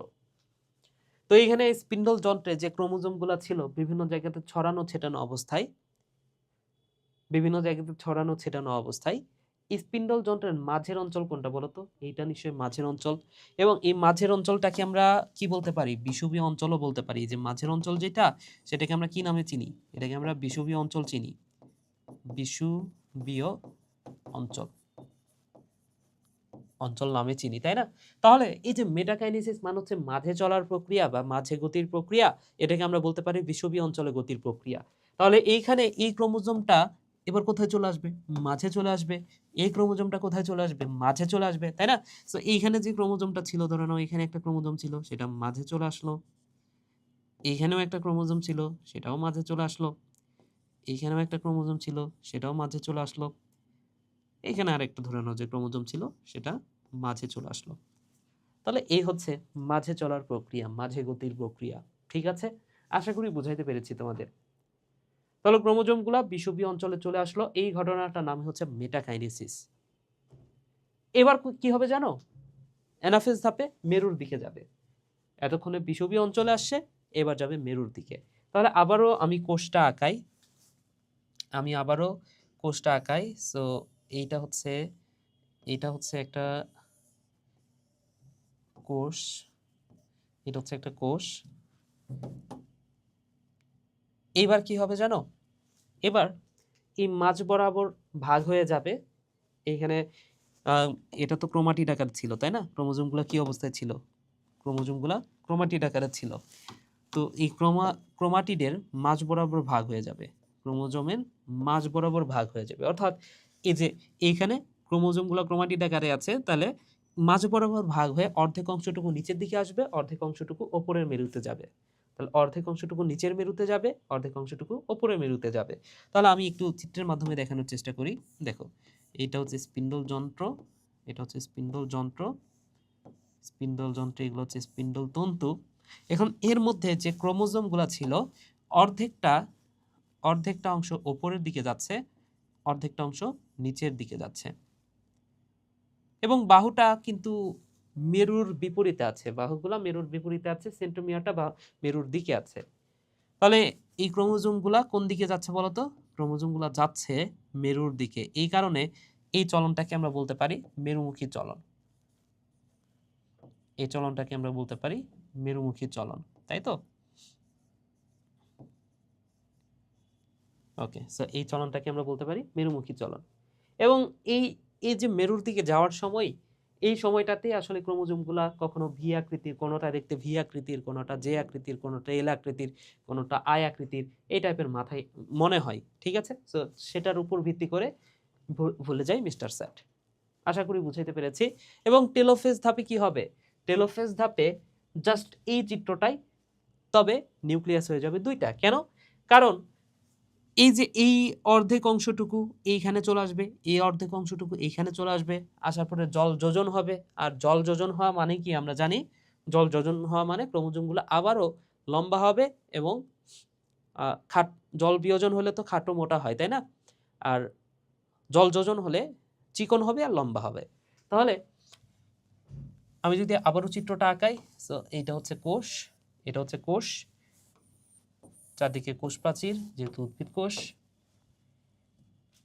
এর ভেতরে নিউক্লিয়াস একটা ছিল, এবার নিউক্লিয়াস হয়ে যাবে দুইটা। তাহলে এই যে নিউক্লিয়ার মেমব্রেন আর নিউক্লিওলাসের পুনরাবির্ভাব ঘটলো, এই যে নিউক্লিওলাস আর নিউক্লিয়ার মেমব্রেন। যেহেতু জল যোজন হবে, যোজন হলে ক্রোমাটিন জালিকা সেটা সুতার মতো আকার ধারণ করবে, ক্রোমোজোমগুলো সুতার মতো আকার ধারণ করে ক্রোমাটিনে পরিণত হবে। তাহলে এই হচ্ছে টেলোফেজ ধাপ। এবং টেলোফেজ ধাপের পরেই শুরু হয় সাইটোকাইনেসিস, তাই তো? তার মানে কি, সাইটোকাইনেসিস ধাপে একটু পরে আমরা দেখব যে সাইটোকাইনেসিস ধাপে এই মাঝ বরাবর আবার ভাগ হয়ে দুটো আলাদা কোষ হয়ে যাবে। তাহলে এইটা হচ্ছে টেলোফেজ ধাপ। টেলোফেজ ধাপের শেষ দিকে এখানে কোষ প্লেট গঠিত হবে এবং কোষ প্লেট গঠিত হয়ে দুইটা আলাদা কোষ আস্তে আস্তে তৈরি হতে থাকবে, মাঝখানে কোষ প্রাচীর তৈরি হতে থাকবে। আশা করি বুঝাইতে পেরেছি। তাহলে ক্যারিওকাইনেসিসের ধাপগুলোর মধ্যে প্রথমটা হচ্ছে প্রোফেজ। তো এখানে এটা হচ্ছে সবচেয়ে দীর্ঘস্থায়ী ধাপ। জল বিয়োজন ঘটে, ক্রোমোজোমগুলো খাটো এবং মোটা হয়। প্রতিটি ক্রোমোজোম সেন্ট্রোমিয়ার ব্যতীত লম্বালম্বি দুটি সূত্রে বিভক্ত হয়, সূত্র দুটিকে বলা হচ্ছে ক্রোমাটিড। তাহলে সবকিছু আমি পুড়িয়েছি, তাই না? চিত্রটা দেখো। প্রোমেটাফেজ ধাপে কি হয় পুড়িয়েছি, একবার জাস্ট দেখে নিও, তুমি একটু পজ কইরে এগুলো একটু দেখে নিও, ঠিক আছে? আমি সবকিছু দেখাইছি। ওকে, ঠিক আছে, তাহলে টেলোফেজ ধাপটাও হয়ে গেল। এবার হচ্ছে মাইটোসিসের গুরুত্ব। ওকে, এরপরে আমরা যে টপিকটা পড়বো সেটা হচ্ছে মাইটোসিসের গুরুত্ব। এইখান থেকে আসলে সিকিউ কোশ্চেন হয় এবং গ অথবা ঘতে এই টাইপের প্রশ্ন তোমাকে করতে পারে, যে মাইটোসিসের গুরুত্বগুলো লিখতে বলতে পারে, অথবা ওপরে একটা চিত্র দেয়া থাকবে, সেটা হচ্ছে মাইটোসিসের কোনো একটা চিত্র, তোমাকে কোশ্চেনে বলতে পারে যে উদ্দীপকের চিত্রটির গুরুত্ব কি। তো আমি কয়েকটা গুরুত্ব একটু লিখে দিই, মাইটোসিসের আসলে গুরুত্ব কি। একটা ছন্দের মাধ্যমে মনে রাখতে পারো বিষয়টা, এভাবে পড়তে পারো। দেব, আমার সাথে বলো, দেব, জনি, নিপুর, ক্ষতিগুলো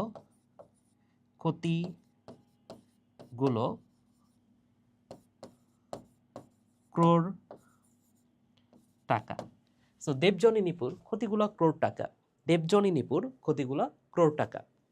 আচ্ছা, তাহলে এখানে দে মানে কি? দে মানে হচ্ছে দেহ গঠন করে। দে মানে হচ্ছে মাইটোসিস কি করে বলতো? দেহ গঠন করে। তাহলে দে মানে হচ্ছে দেহ গঠন। ব মান হচ্ছে বংশবৃদ্ধি, বংশবৃদ্ধি। জ মান হচ্ছে জননাঙ্গ সৃষ্টি, জননাঙ্গ সৃষ্টি। এবং জ থেকে আরেকটা কথা মাথায় রাখতে হবে, সেটা হচ্ছে জনন কোষের সংখ্যা বৃদ্ধি। মাইন্ড ইট, জনন কোষ সৃষ্টি না, জননাঙ্গ সৃষ্টি এবং জনন কোষের সংখ্যা বৃদ্ধি, সংখ্যা বৃদ্ধি। যদি বলা হতো যে জনন কোষ সৃষ্টি, সেটি কিন্তু মিওসিস কোষ বিভাজন হয়ে যেত। ঠিক আছে, তাহলে জননাঙ্গ সৃষ্টি এবং জনন কোষের সংখ্যা বৃদ্ধি, জনন কোষের সংখ্যা বৃদ্ধি, সংখ্যা বৃদ্ধি। নিতে মনে রাখো নির্দিষ্ট আকার রক্ষা। যে একটা শিশু যে নির্দিষ্ট পরিমাণ বড় হচ্ছে, এই নির্দিষ্ট পরিমাণ আকারটা রক্ষা কে করবে? অবশ্যই সেটা হচ্ছে মাইটোসিস। তাহলে নির্দিষ্ট আকার রক্ষা, আকার রক্ষা। নিতে মনে রাখো নিউক্লিয়াস, নিউক্লিয়াস ও সাইটোপ্লাজমের, সাইটোপ্লাজমের সমতা রক্ষা, সমতা রক্ষা। পু মান হচ্ছে পুনরুৎপত্তি, পুনরুৎপত্তি। এটাও মাইটোসিসের গুরুত্ব। ক্ষতিমান হচ্ছে আমাদের দেহের কোথাও যদি কেটে যায়, তাহলে সেই ক্ষত স্থানটা তো পূরণ করতে হবে, তাই না? তাহলে এটা কোন কোষ বিভাজনের মাধ্যমে হবে? মাইটোসিস। তাহলে ক্ষতিমান হচ্ছে ক্ষত স্থান পূরণ, ক্ষত স্থান পূরণ, পূরণ। গুণমান হচ্ছে, গুণমান হচ্ছে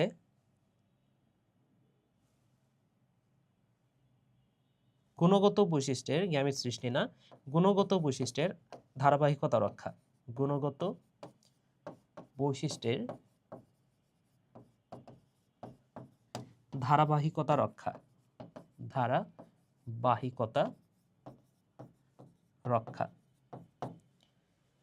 ক্রোর মান হচ্ছে ক্রোমোজোমের সমতা রক্ষা।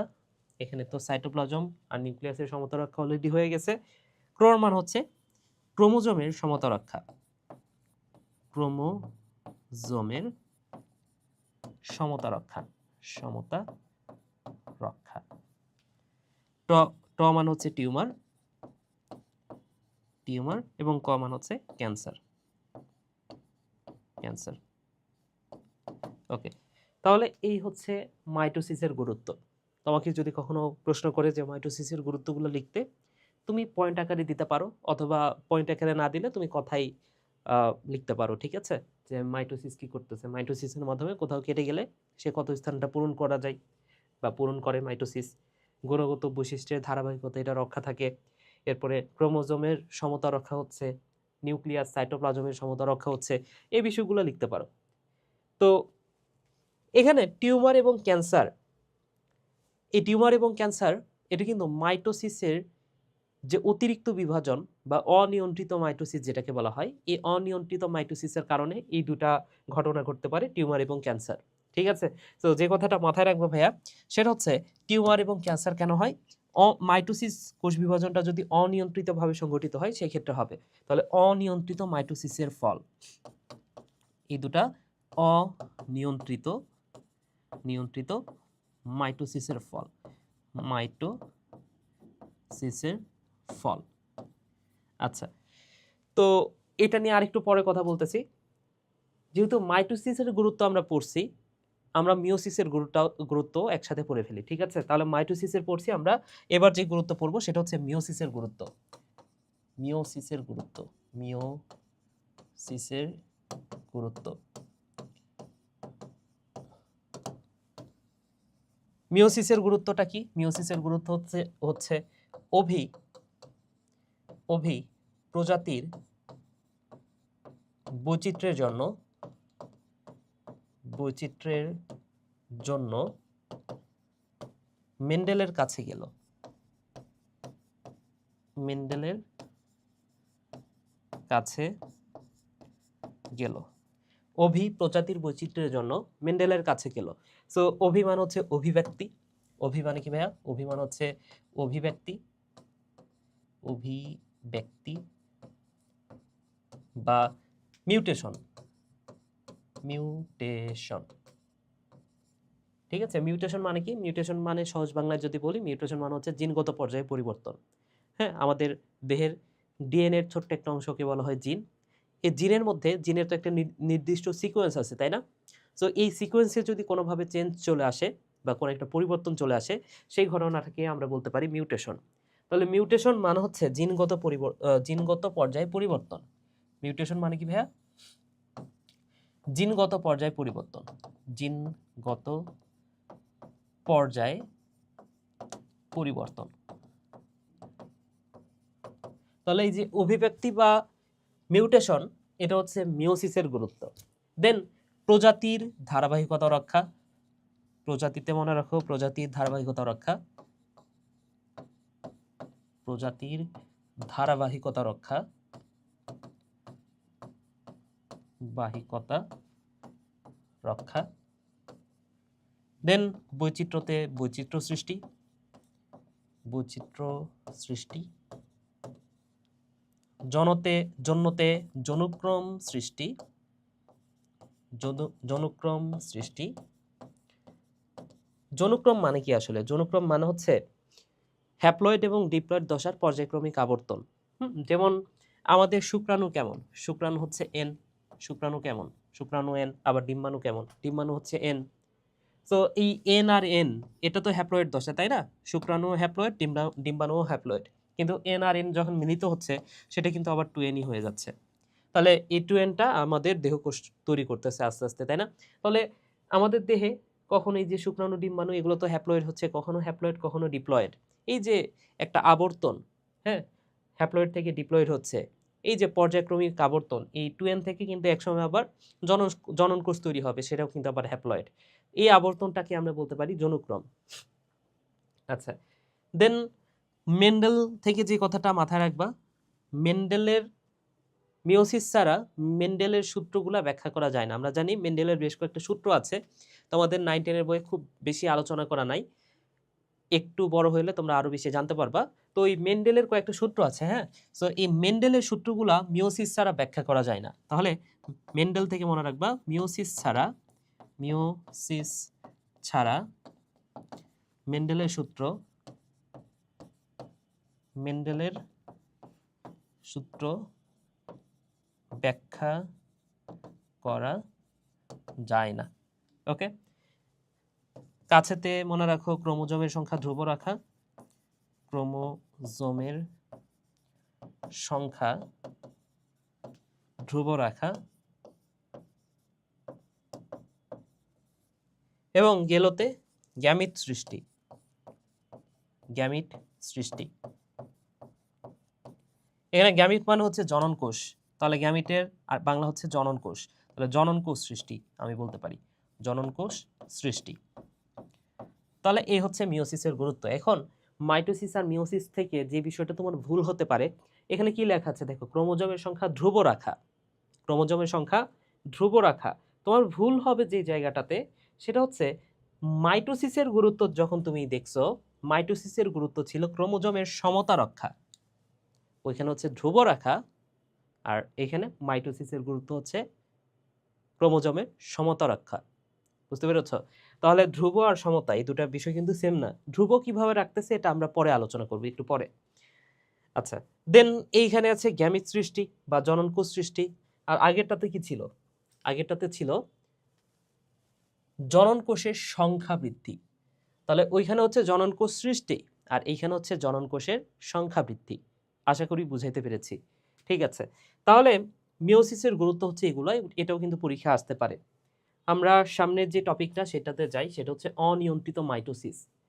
ধরে নাও এই যে এই জায়গাটাতে একটু খেয়াল করে দেখো, এইখানে যে মাইটোসিস কোষ বিভাজনটা, সেটা কিন্তু একদম খুব সুন্দরভাবে চলতেছে।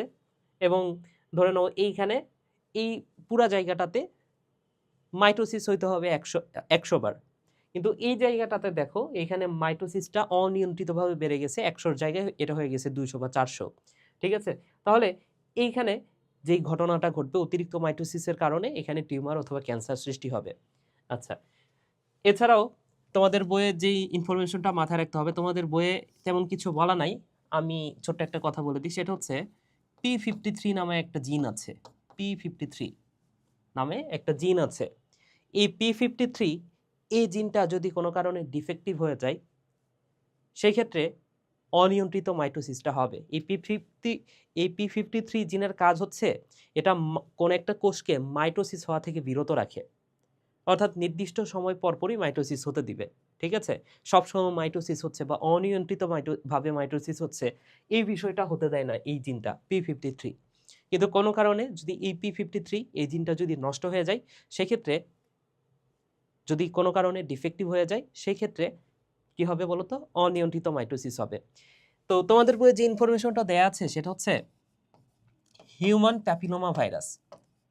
Human papilloma virus, পাপিলোমা virus.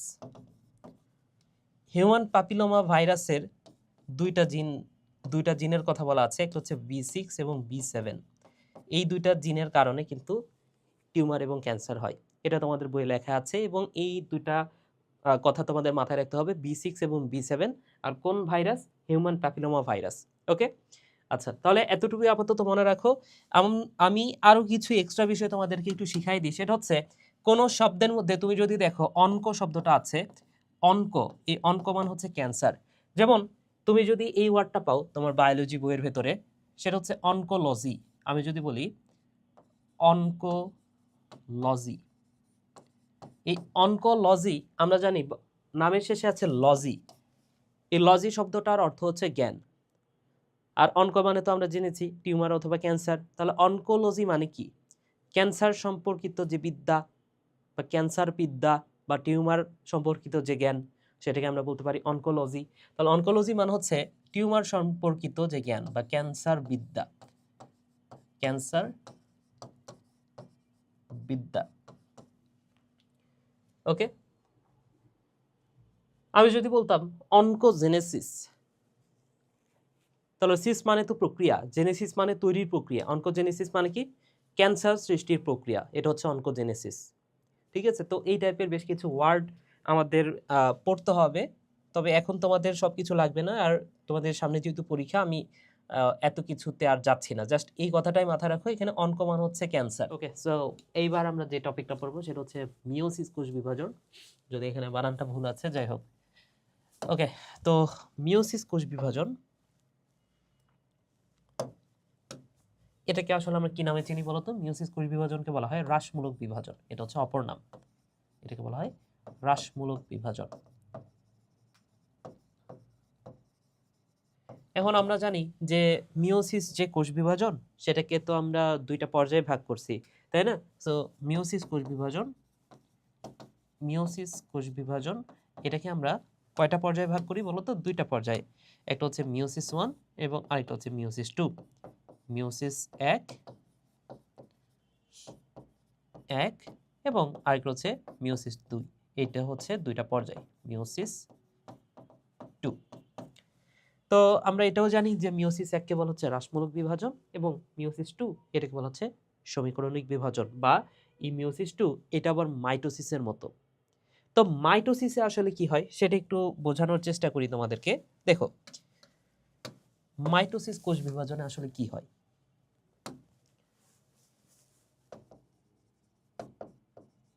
Mitosis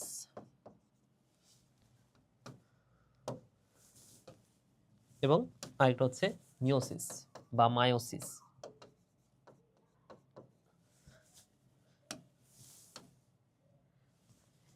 mitosis কোষ বিভাজনে যে ঘটনাটা ঘটে সেটা হচ্ছে একটা, ধরে নাও কোষ এটা, যেখানে 2n সংখ্যক ক্রোমোজোম আছে। আচ্ছা, 2n মানে কি সেটা আমি বলে দিই। 2n মানে তো ডিপ্লয়েড, এটা আপাতত আশা করি তোমরা প্রত্যেকেই জানো, তাই না? সো 2n মানে হচ্ছে ডিপ্লয়েড। 2n মানে হচ্ছে ডিপ্লয়েড, ডিপ্লয়েড। আর n মানে কি ভাইয়া? n মানে হচ্ছে হ্যাপ্লয়েড, হ্যাপ্লয়েড। তো এই ডিপ্লয়েড হ্যাপ্লয়েডের কাহিনীটা কি? ডিপ্লয়েড হ্যাপ্লয়েড দ্বারা আসলে বোঝাই কি সেটা আমাদের একটু বুঝতে হবে। সো ডিপ্লয়েড হ্যাপ্লয়েডের মিনিংটা আসলে কি? তো ধরে নাও এটা হচ্ছে একটা নিউক্লিয়াস। নিউক্লিয়াসের ভেতরে ক্রোমোজোম আছে। নিউক্লিয়াসের ভেতরে ক্রোমোজোম আছে। এটা একটা ক্রোমোজোম। এইটা ধরে নাও এইটা হচ্ছে আরো একটা ক্রোমোজোম, আরো একটা ক্রোমোজোম, একটা ছোট ক্রোমোজোম আকায় ধরে নাও এটা হচ্ছে একটা ছোট্ট ক্রোমোজোম। এটা হচ্ছে একটা ছোট্ট ক্রোমোজোম। তো ঘটনা যেটা ঘটবে যদি এটা ডিপ্লয়েড কোষ হয়, এটা এই ক্রোমোজোমটার ঠিক অনুরূপ আরো একটা ক্রোমোজোম থাকবে, অর্থাৎ প্রত্যেকটা ক্রোমোজোমের একটা সেট থাকে। ঠিক আছে? তাহলে এখানে এই যে বেগুনি কালারের যে ক্রোমোজোমটা আমরা দেখতে পাচ্ছি, এইটার মতো দেখতে হুবহু আরেকটা ক্রোমোজোম এখানে থাকবে। ঠিক আছে? এটার মতো দেখতে হুবহু সেম আরেকটা ক্রোমোজোম থাকবে।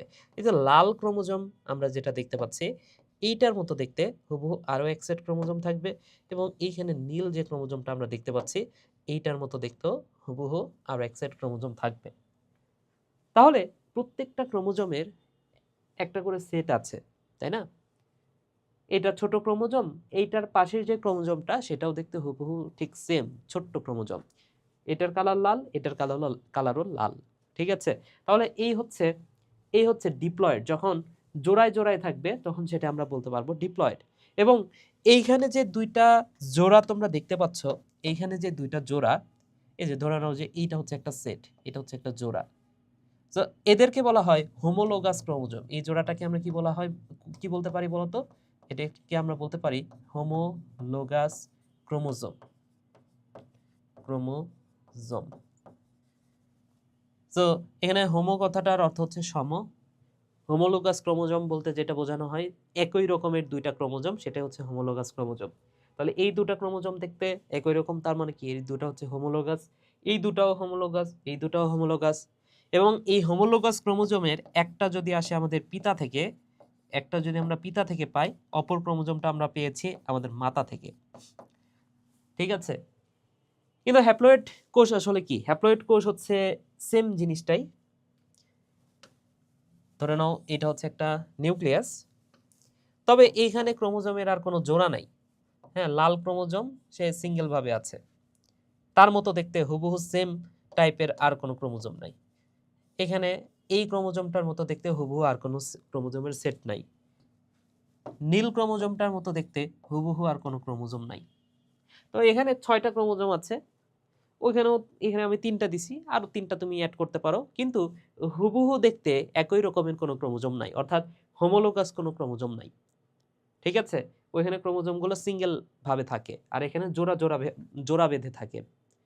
কোষ বিভাজনের বিভিন্ন পর্যায়ে ক্রোমোজোমগুলো জোড়া বাঁধে। ঠিক আছে? তো এগুলো তোমরা বড় ক্লাসে আরো জানতে পারবা। তাহলে এই হচ্ছে ডিপ্লয়েড আর ওইটা হচ্ছে হ্যাপ্লয়েড। আশা করি বুঝাইতে পেরেছি।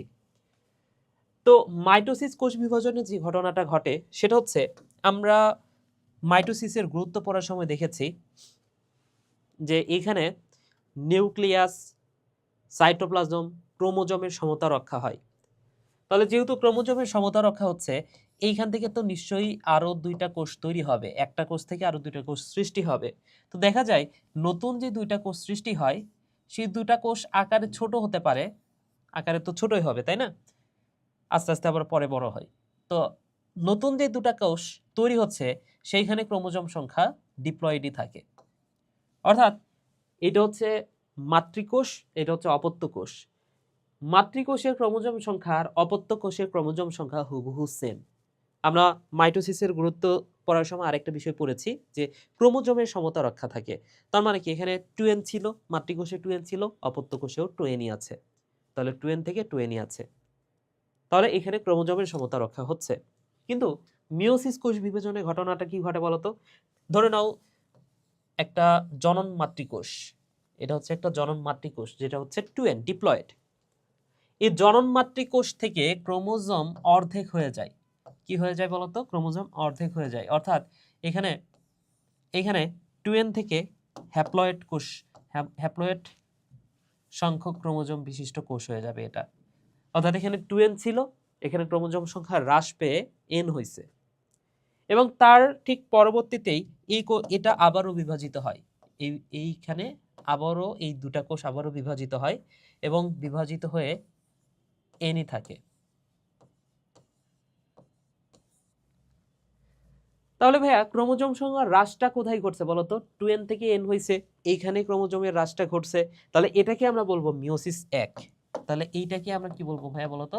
এই ঘটনাটাকে আমরা বলবো মিওসিস মিওসিস 1, মিওসিস 1। আর এইখানে ক্রোমোজোম সংখ্যা কি হ্রাস পাইলো? না, n ছিল nই আছে। তো এখানে 2n থেকে 2nই হবে, বিষয়টা এমনও না। এখানে যদি কোনো একটা জীবের ক্রোমোজোম, কোনো একটা জীব যদি হ্যাপ্লয়েড জীব হয়, এটা তো ডিপ্লয়েড জীব, আমরা যেমন ডিপ্লয়েড জীব, আমাদের কথা চিন্তা করলে মাইটোসিস কোষ বিভাজনটা হচ্ছে এমন। কিন্তু কিছু ছত্রাক আছে যাদের দেহকোষ হচ্ছে হ্যাপ্লয়েড, তাদের দেহকোষটা হচ্ছে এন সংখ্যক ক্রোমোজোম বিশিষ্ট থাকে। সো তাদের যদি মাইটোসিস কোষ বিভাজন হয়, তাহলে সেই ক্ষেত্রে কি হবে বলতো? এন থেকে এনই হবে। অর্থাৎ ক্রোমোজোম সংখ্যা হ্রাস না পেয়ে যদি সমীকরণটা বজায় থাকে, তখন সেটাকে আমরা বলবো মাইটোসিস কোষ বিভাজন। তাহলে দেখো তো ভাইয়া, এন থেকে এনই আছে, এখানে কি সমীকরণটা বজায় আছে না? তার মানে কি এই বিভাজনটা মাইটোসিসের মতো, এবং এই বিভাজনটাকে আমি বলতেছি মিওসিস 2। এটাকে আমরা কি বলবো ভাইয়া? এটাকে আমরা বলবো মিওসিস 2। তাহলে তোমাকে যদি কখনো প্রশ্ন করা হয় যে মিওসিসের কোন বিভাজনটা মাইটোসিসের অনুরূপ, অ্যান্সারটা হচ্ছে মিওসিস 2। আশা করি বুঝাইতে পেরেছি। তাহলে এই হচ্ছে মাইটোসিস আর মিওসিসের মধ্যে মেইন যে কনসেপ্টটা সেটা। আচ্ছা, এখন আরেকটু ক্লিয়ার করার চেষ্টা করি তোমাদেরকে। দেখো, ধরে নাও এখানে 2n সংখ্যক ক্রোমোজোম আছে, তাই তো? সো আমি নতুন একটা কোষ আঁকানোর চেষ্টা করি, তো এইটা হচ্ছে কোষের ভেতরে, এটা হচ্ছে নিউক্লিয়াস ধরে নাও। নিউক্লিয়াসটাই আমি দেখাচ্ছি, পুরা কোষটা আমি দেখাচ্ছি না। তো এই নিউক্লিয়াসের ভেতরে কি আছে? ক্রোমোজোম আছে। যদি এটা ডিপ্লয়েড জীব হয়, তাহলে হুবহু সেম দেখতে আরেকটা ক্রোমোজোম থাকবে তার ঠিক পাশে। আছে তো, তাই না? আছে। আরেকটা ক্রোমোজোম আমি নিতে পারি, ধরে নাও যে এখানে নীল কালারের একটা ক্রোমোজোম, তার পাশে নীল কালারের আরেকটা ক্রোমোজোম আছে। তো ঘটনা যেটা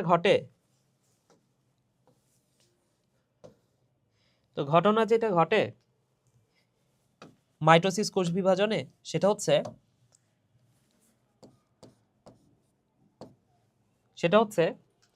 এই ক্রোমোজোমটা ক্রোমাটিডে পরিণত হয়। তো ক্রোমাটিড কি আশা করি তোমরা জানো, আমি বুঝাইছি সেটা। ক্রোমাটিড আসলে কি এটা আশা করি তোমরা জানো প্রত্যেকে। তো ক্রোমাটিড মানে হচ্ছে ক্রোমোজোমটা প্রজাপতির ডানার মতো আকৃতি ধারণ করবে। তাহলে এইখানে যে ক্রোমোজোমটা ছিল, সেই ক্রোমোজোমগুলো ক্রোমাটিডে পরিণত হবে। ক্রোমাটিডে পরিণত হইল, এই দুটা ক্রোমোজোমও ক্রোমাটিডে পরিণত হবে, এই দুটা ক্রোমোজোমও ক্রোমাটিডে পরিণত হইল। ওকে, হইল, ভালো কথা। এখন ওই যে স্পিন্ডল যন্ত্র, এইসব ব্যাপার স্যাপার আছে, প্রোফেজ প্রোমেটাফেজ, অনেকগুলো ধাপ আছে, এত কিছু বাদ দিই। এরপরে যে ঘটনাটা, জাস্ট সিম্পলি দুইটা ভাগে ভাগ করে ফেলি এটাকে। তাহলে এরপরে কি হবে বলো তো ভাইয়া? এরপরে এখান থেকে দুইটা কোষ আমি ক্রিয়েট করে ফেলবো। তো দুইটা কোষ দেখতে কেমন হবে? এটা একটা কোষ, এটা একটা কোষ, বা আমি জাস্ট নিউক্লিয়াসটা দেখাচ্ছি, এটা একটা নিউক্লিয়াস,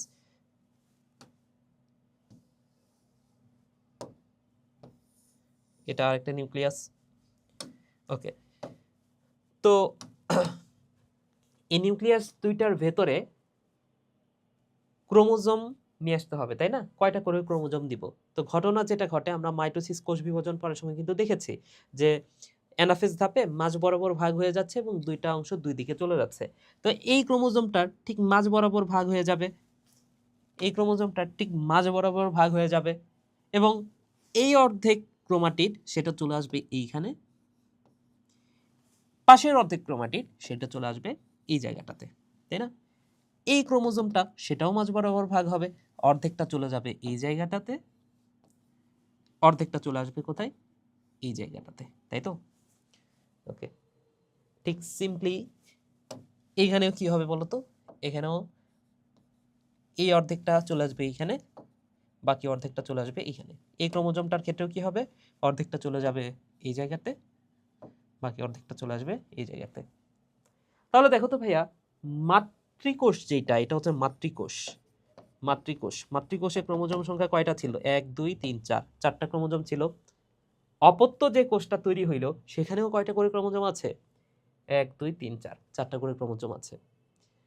তাহলে এখানে ক্রোমোজোম সংখ্যার কোনো চেঞ্জ আছে? না, ক্রোমোজোম সংখ্যার সমতা রক্ষা হয়েছে।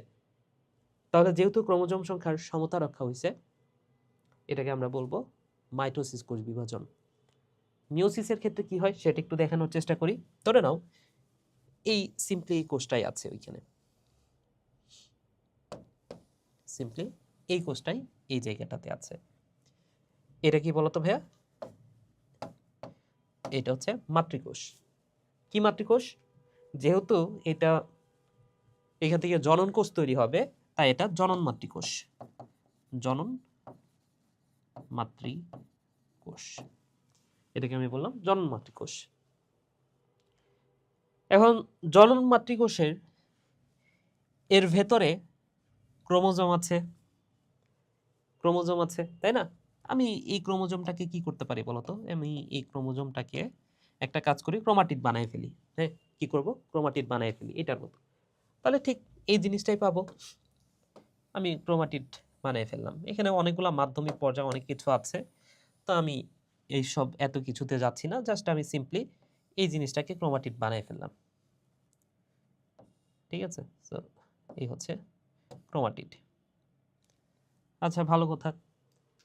এবার এই ক্রোমাটিড বানানোর পরে আমি কি করছি? দুইটা কোষে তো ভাগ করছি, তাই না? কি করছি ভাইয়া বলো তো? দুইটা কোষে ভাগ করে ফেলছি। তো ঠিক আছে, ভালো কথা। আমি এই কোষটাকে এবার দুইটা কোষ বানাবো। এইখানে হবে মেইন বিষয়টা, এইখানে হবে ভাইয়া মেইন বিষয়টা। তো মেইন বিষয়টা আসলে কি? সেটা হচ্ছে এবার যে নতুন দুইটা কোষ তৈরি হবে, আগের বার নতুন দুইটা কোষ কিভাবে তৈরি হয়েছিল সেটা আমরা দেখলাম, কিন্তু এবার যে নতুন দুইটা কোষ তৈরি হবে, যে ঘটনাটা ঘটবে সেটা হচ্ছে এই যে এইখানে, সরি, এইখানে যে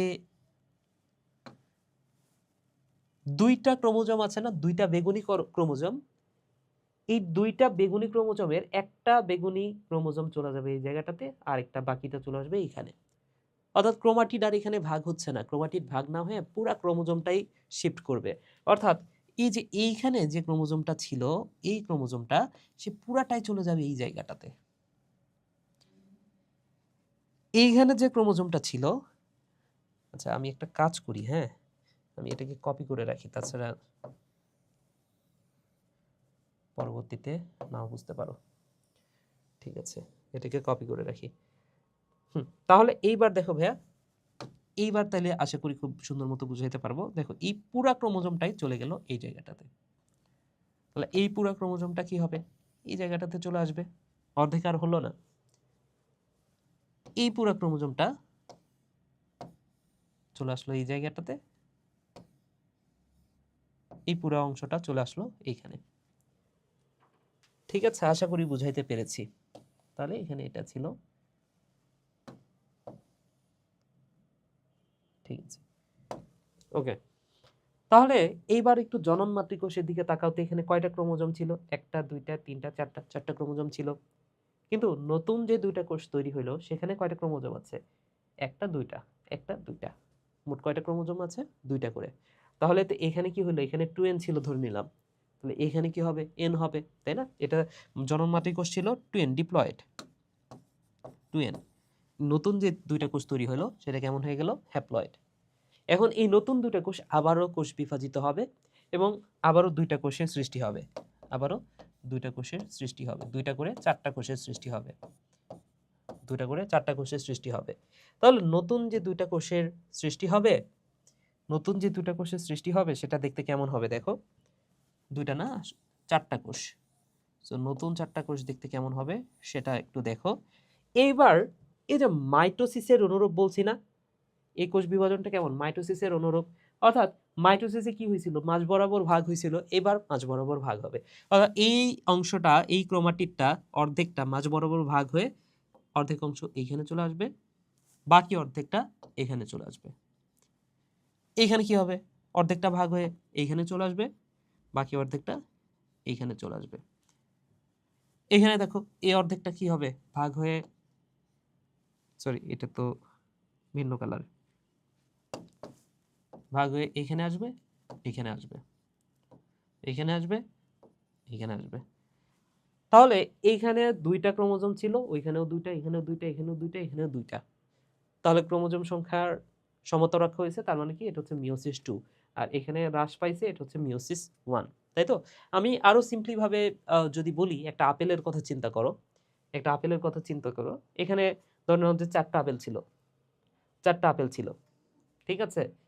এখন যখন বিভাজিত হইলো, বিভাজিত হওয়ার পরে এখানে 2টা আপেল, 2টা আপেল, মানে 4টা আপেলের মধ্যে, তাহলে একজনের কাছে 4টা আপেল ছিল, এই 4টা আপেল 2টা করে দুইজনের কাছে ভাগ করে দিলাম, তাহলে এর কাছে 2টা আপেল, এর কাছে 2টা আপেল। এখন আরো 4জনকে দিতে হবে আপেল, ঠিক আছে? এখন এই 2জন আরো 4জনকে আপেল দিবে, তারা এখন কিভাবে দিবে? তাদের নিজের কাছেও তো আপেলটা রাখতে হবে, তাই না? সরি, রাখতে হবে বিষয়টা বাদ দাও। এই 2জন এখন এই 4জনকে কিভাবে আপেলটা ভাগ করে দিবে বলো তো? একটা একটা করে দিবে? না, একটা করে দেয় নাই। কি করছে জানো? তুমি জিনিসটা এইভাবে চিন্তা করতে পারো যে আপেল চিন্তা না করে তুমি 2 রকমের জিনিস চিন্তা করো। ধরে নাও যে একটা আপেল আর একটা কি হইতে পারে, আর একটা কলা। ধরে নাও 2টা আপেল আছে, 2টা কলা আছে। তাহলে প্রথমবার যখন বিভাজিত হবে তখন 2জন কি পাবে বলো তো? একটা আপেল একটা কলা পাবে, একটা আপেল একটা কলা পাইলো। এখন এই 2জন আরো 4জনকে আপেল আর কলা দিবে, ঠিক আছে? এখন যদি একটা একটা করে দেয় তাহলে কি হবে বলতো? কেউ আপেল পাবে, কেউ কলা পাবে, তাই না? যদি 4জনকে 4টা দিয়ে দেয়, তো এইখানে একটা আপেল একটা কলা, একটা আপেল একটা কলা, তো প্রত্যেককে যদি একটা করে পুরাটা দিয়ে দেয় তাহলে কেউ কলা পাবে, কেউ আপেল পাবে, কিন্তু 2জনই কিন্তু আপেল আর কলা একসাথে পাচ্ছে না। তাহলে কি করা যায় বলতো? একটা কাজ করতে পারে এই 2জন, সেটা হচ্ছে এই আপেলটাকে 2টা ভাগে ভাগ করতে পারে, এই কলাটাকে 2টা ভাগে ভাগ করতে পারে। তাহলে অর্ধেক আপেল পাইলো, অর্ধেক কলা পাইলো, অর্ধেক আপেল পাইলো, অর্ধেক কলা পাইলো। বিষয়টা হচ্ছে এটা, ঠিক আছে? সিম্পল। ওকে, তাহলে এই হচ্ছে মাইটোসিস এবং মিওসিসের কোর কনসেপ্ট।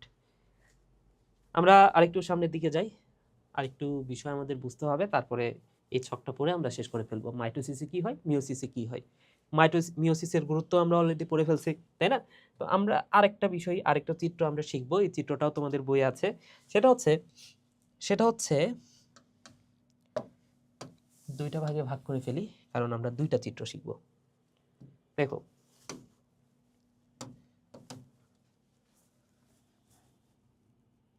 ডিপ্লয়েড জীবের ক্ষেত্রে এবং হ্যাপ্লয়েড জীবের ক্ষেত্রে, ডিপ্লয়েড জীবের ক্ষেত্রে একটা বিষয় আমাদের জানতে হবে। তো ডিপ্লয়েড জীবের দেহকোষটা কেমন? দেহকোষ, ডিপ্লয়েড জীবের দেহকোষটা কেমন? যেহেতু ডিপ্লয়েড, তার মানে কি তার দেহকোষটা হবে 2n, তাই তো? তাহলে ডিপ্লয়েড জীবের দেহকোষটা হচ্ছে 2n। এখন পুরুষ আর স্ত্রী তো আছে, তাই না? সো পুরুষের চিহ্ন এটা এবং স্ত্রীর চিহ্ন এটা। সো পুরুষের দেহকোষটাও 2n, স্ত্রীর দেহকোষটাও 2n। স্ত্রীর দেহকোষটাও কেমন ভাইয়া? 2n। তো এই যে দেহকোষ থেকেই আবার তৈরি হবে জনন মাতৃকোষ। এই দেহকোষ থেকে আবার কি তৈরি হয়? এখান থেকে তৈরি হবে জনন মাতৃকোষ। জনন মাতৃকোষটা কেমন হবে? এটাও 2n। তাহলে জনন মাতৃকোষ কেমন ভাইয়া? জনন মাতৃকোষ হচ্ছে 2n।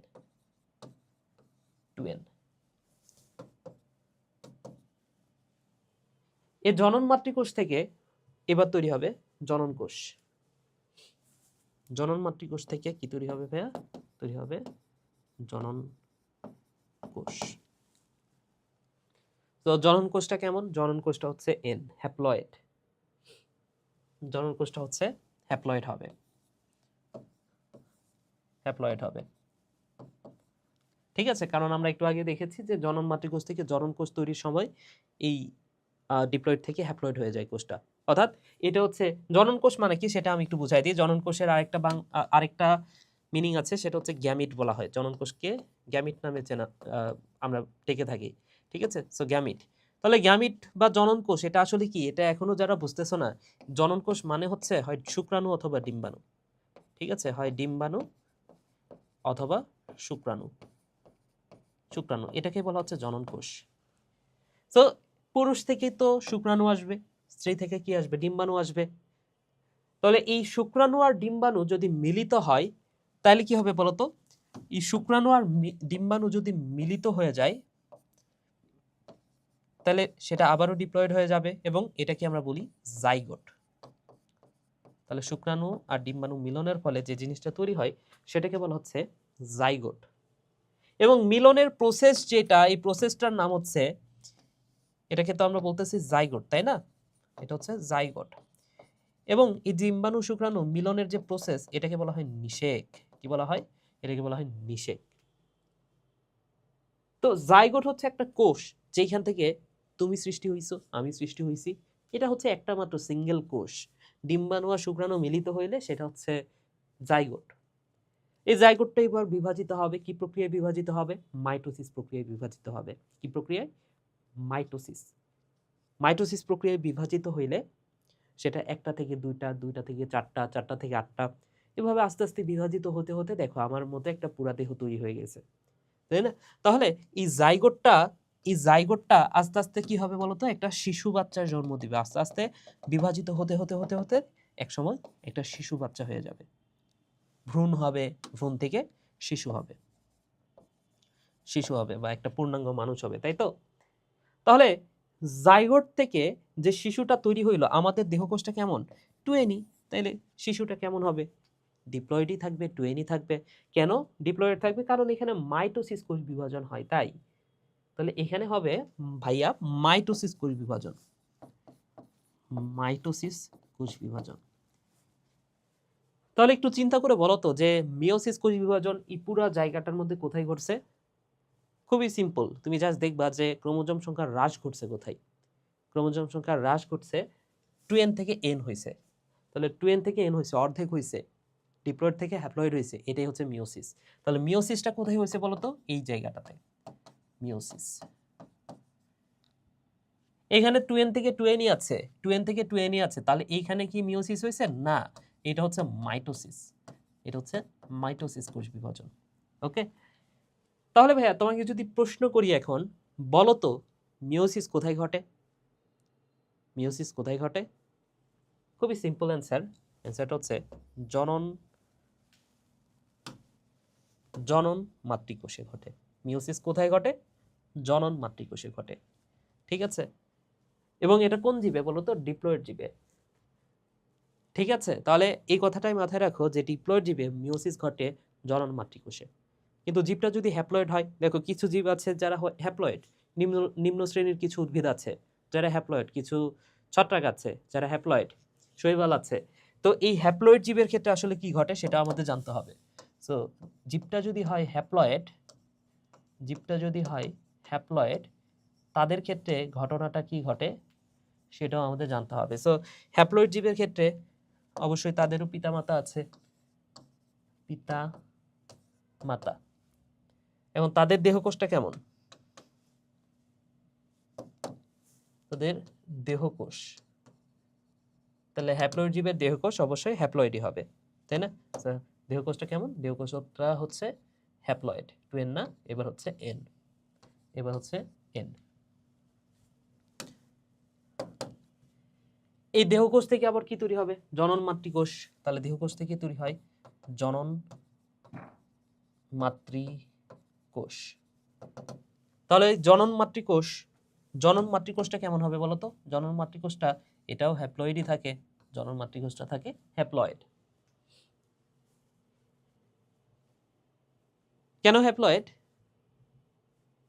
কারণ এখানে মাইটোসিস কোষ বিভাজন ঘটবে, তাই। ঠিক আছে, তাহলে N থেকে Nই আছে, জনন মাতৃকোষটাও হ্যাপ্লয়েডে, তাহলে N থেকে Nই আছে। এখানে ঘটে মাইটোসিস কোষ বিভাজন। এখন এই জনন মাতৃকোষ থেকে তৈরি হবে জনন কোষ, তাই তো? তাহলে এখান থেকে তৈরি হয় জনন কোষ, জনন কোষ। তো আগের বার তো 2N ছিল, 2N থেকে না হয় N বানাইতে পারছো, তাই না? এখন N আছে, N/2 নামে তো আর কিছু হয় না। N/2 নামে কি কিছু হয় না? সো এখানে জনন মাতৃকোষ থেকে যে জনন কোষ হবে, এই জনন কোষটাও আসলে Nই থাকে। ঠিক আছে, 2N থেকে, এখানে যেহেতু 2N নাই তার মানে কি N হতে পারতেছে না, সো জনন কোষটাও এনই আসলে, জনন কোষটাও হ্যাপ্লয়েডই। তাহলে এন থেকে এন হইল। এখন এই দুইটা জনন কোষ যখন মিলিত হবে বা ডিম্বাণু শুক্রাণু যখন মিলিত হবে, মিলিত হওয়ার প্রসেসটার নামটাও আমরা জানি নিষেক। নিষেক, এবং নিষেকের ফলে তৈরি হলো জাইগোট। তাহলে এটা হচ্ছে টুয়েন, জাইগোট, তাই না? সো এটাকে আমরা বলতে পারি এটা হচ্ছে জাইগোট, তাই তো? সো এই জাইগোট থেকে এখন নতুন একটা শিশু উদ্ভিদের বা যে প্রাণীটা তার জন্ম হবে, ঠিক? কিন্তু এইখানে একটা সমস্যা আছে, তোমরা ধরতে পারছো কিনা সমস্যা? এখানে যদি দেখো, তুমি একটু তাকিয়ে দেখো, জাইগোট, এখান থেকে তো নতুন একটা শিশুর জন্ম হবে। এখন নতুন যে শিশুটার জন্ম হবে সেই শিশুটা তো টুয়েন, যেহেতু জাইগোটটা টুয়েন, তার মানে কি নতুন যে শিশুটা আসবে সে তো টুয়েনই হবে, ডিপ্লয়েড হবে। কিন্তু তার পিতামাতা কি টুয়েন ছিল? না। তার পিতামাতা কেমন ছিল দেখো তো? তার পিতামাতার দেহকোষটা ছিল হ্যাপ্লয়েড, এন, শুধু অন, এন, অনলি এন। তাহলে সন্তান ডিপ্লয়েড, তার পিতামাতা হ্যাপ্লয়েড, এটা কি মানা যায়? না।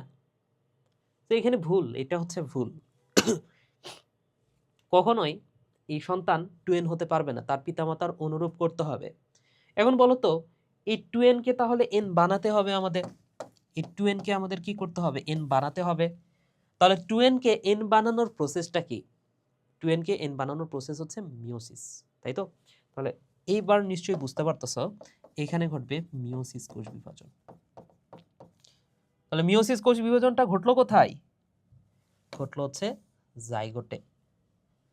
তাহলে এই যে এই এন যে হইল, এখান থেকে এখন নতুন একটা শিশুর জন্ম নিবে।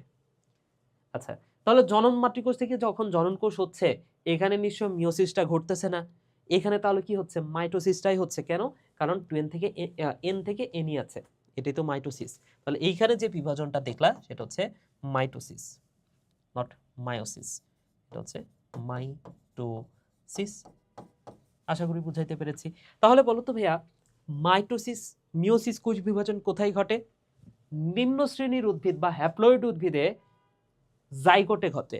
নিষেকের পরে, যে নিষেক হইল, নিষেকের পরে জাইগোটে ঘটে। আর উচ্চ শ্রেণীর উদ্ভিদে মায়োসিসটা কোথায় ঘটে? জনন মাতৃকোষ থেকে জনন কোষ তৈরির সময়। ঠিক আছে, তাহলে এই কথাটা একটু লিখে দিয়ে আমি শেষ করব আজকে। সো মিওসিস কোথায় ঘটে বলো তো? ডিপ্লয়েড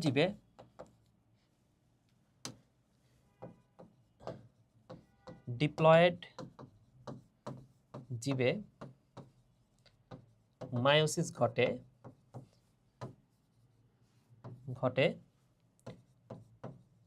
জনন মাতৃকোষ হতে জনন কোষ সৃষ্টির সময়।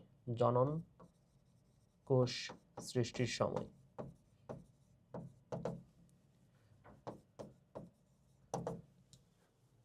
আর হ্যাপ্লয়েড জীবে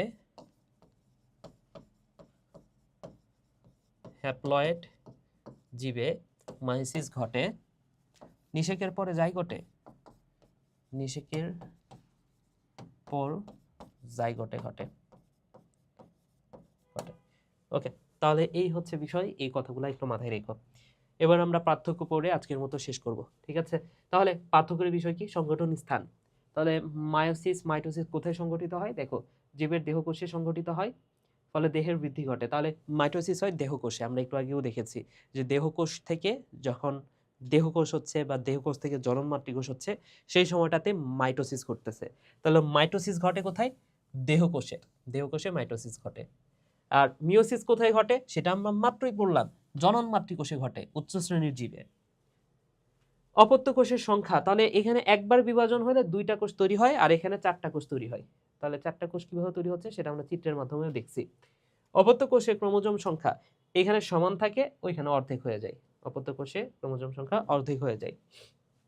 নিউক্লিয়াস ও ক্রোমোজোমের বিভাজন, আচ্ছা এটা আমি বলতে ভুলে গেছি, তো এটা যেহেতু চলে আসছে এবার দেখে নাও। আমি ফার্স্টেই লিখে দিয়েছিলাম মাইটোসিসের ক্ষেত্রে সব এক, নিউক্লিয়াসের বিভাজন এক, ক্রোমোজোমের বিভাজন এক, সব এক, একবার করে বিভাজিত হবে। কিন্তু এইখানে নিউক্লিয়াস দুইবার, ক্রোমোজোম একবার বিভক্ত হয়। তো এটা না আমার কোনোভাবে মনে থাকতো না, তো আমি যেভাবে মনে রাখছি পরবর্তীতে সেটা একটু দেখাই দিই। মিওসিসের ক্ষেত্রে নিউক্লিয়াস বিভাজিত হয় দুইবার। তাহলে নিউক্লিয়াস কতবার ভাইয়া? নিউক্লিয়াস হচ্ছে দুইবার। আর ক্রোমোজোমের বিভাজন কতবার? ক্রোমোজোমের বিভাজন হচ্ছে 3 বার। ক্রোমোজোম কতবার বিভাজিত হয়? 3 বার। তো আমি যেভাবে মনে রাখি, এই এনটাকে তুমি যদি এভাবে লিখো, দেখো তো 2 এর মতো মনে হচ্ছে। আবার তুমি সিটাকে, এই যে ক্রোমোজোম, সিতে ক্রোমোজোম, এটাকে তুমি এভাবে লিখতে পারো না? সিটাকে তুমি যদি এইভাবে লিখো, তাহলে দেখো তো সেটা 3 এর মতো, তাই না? সো ওহ, আরে কি বলছি আল্লাহ, সি, এই ক্রোমোজোম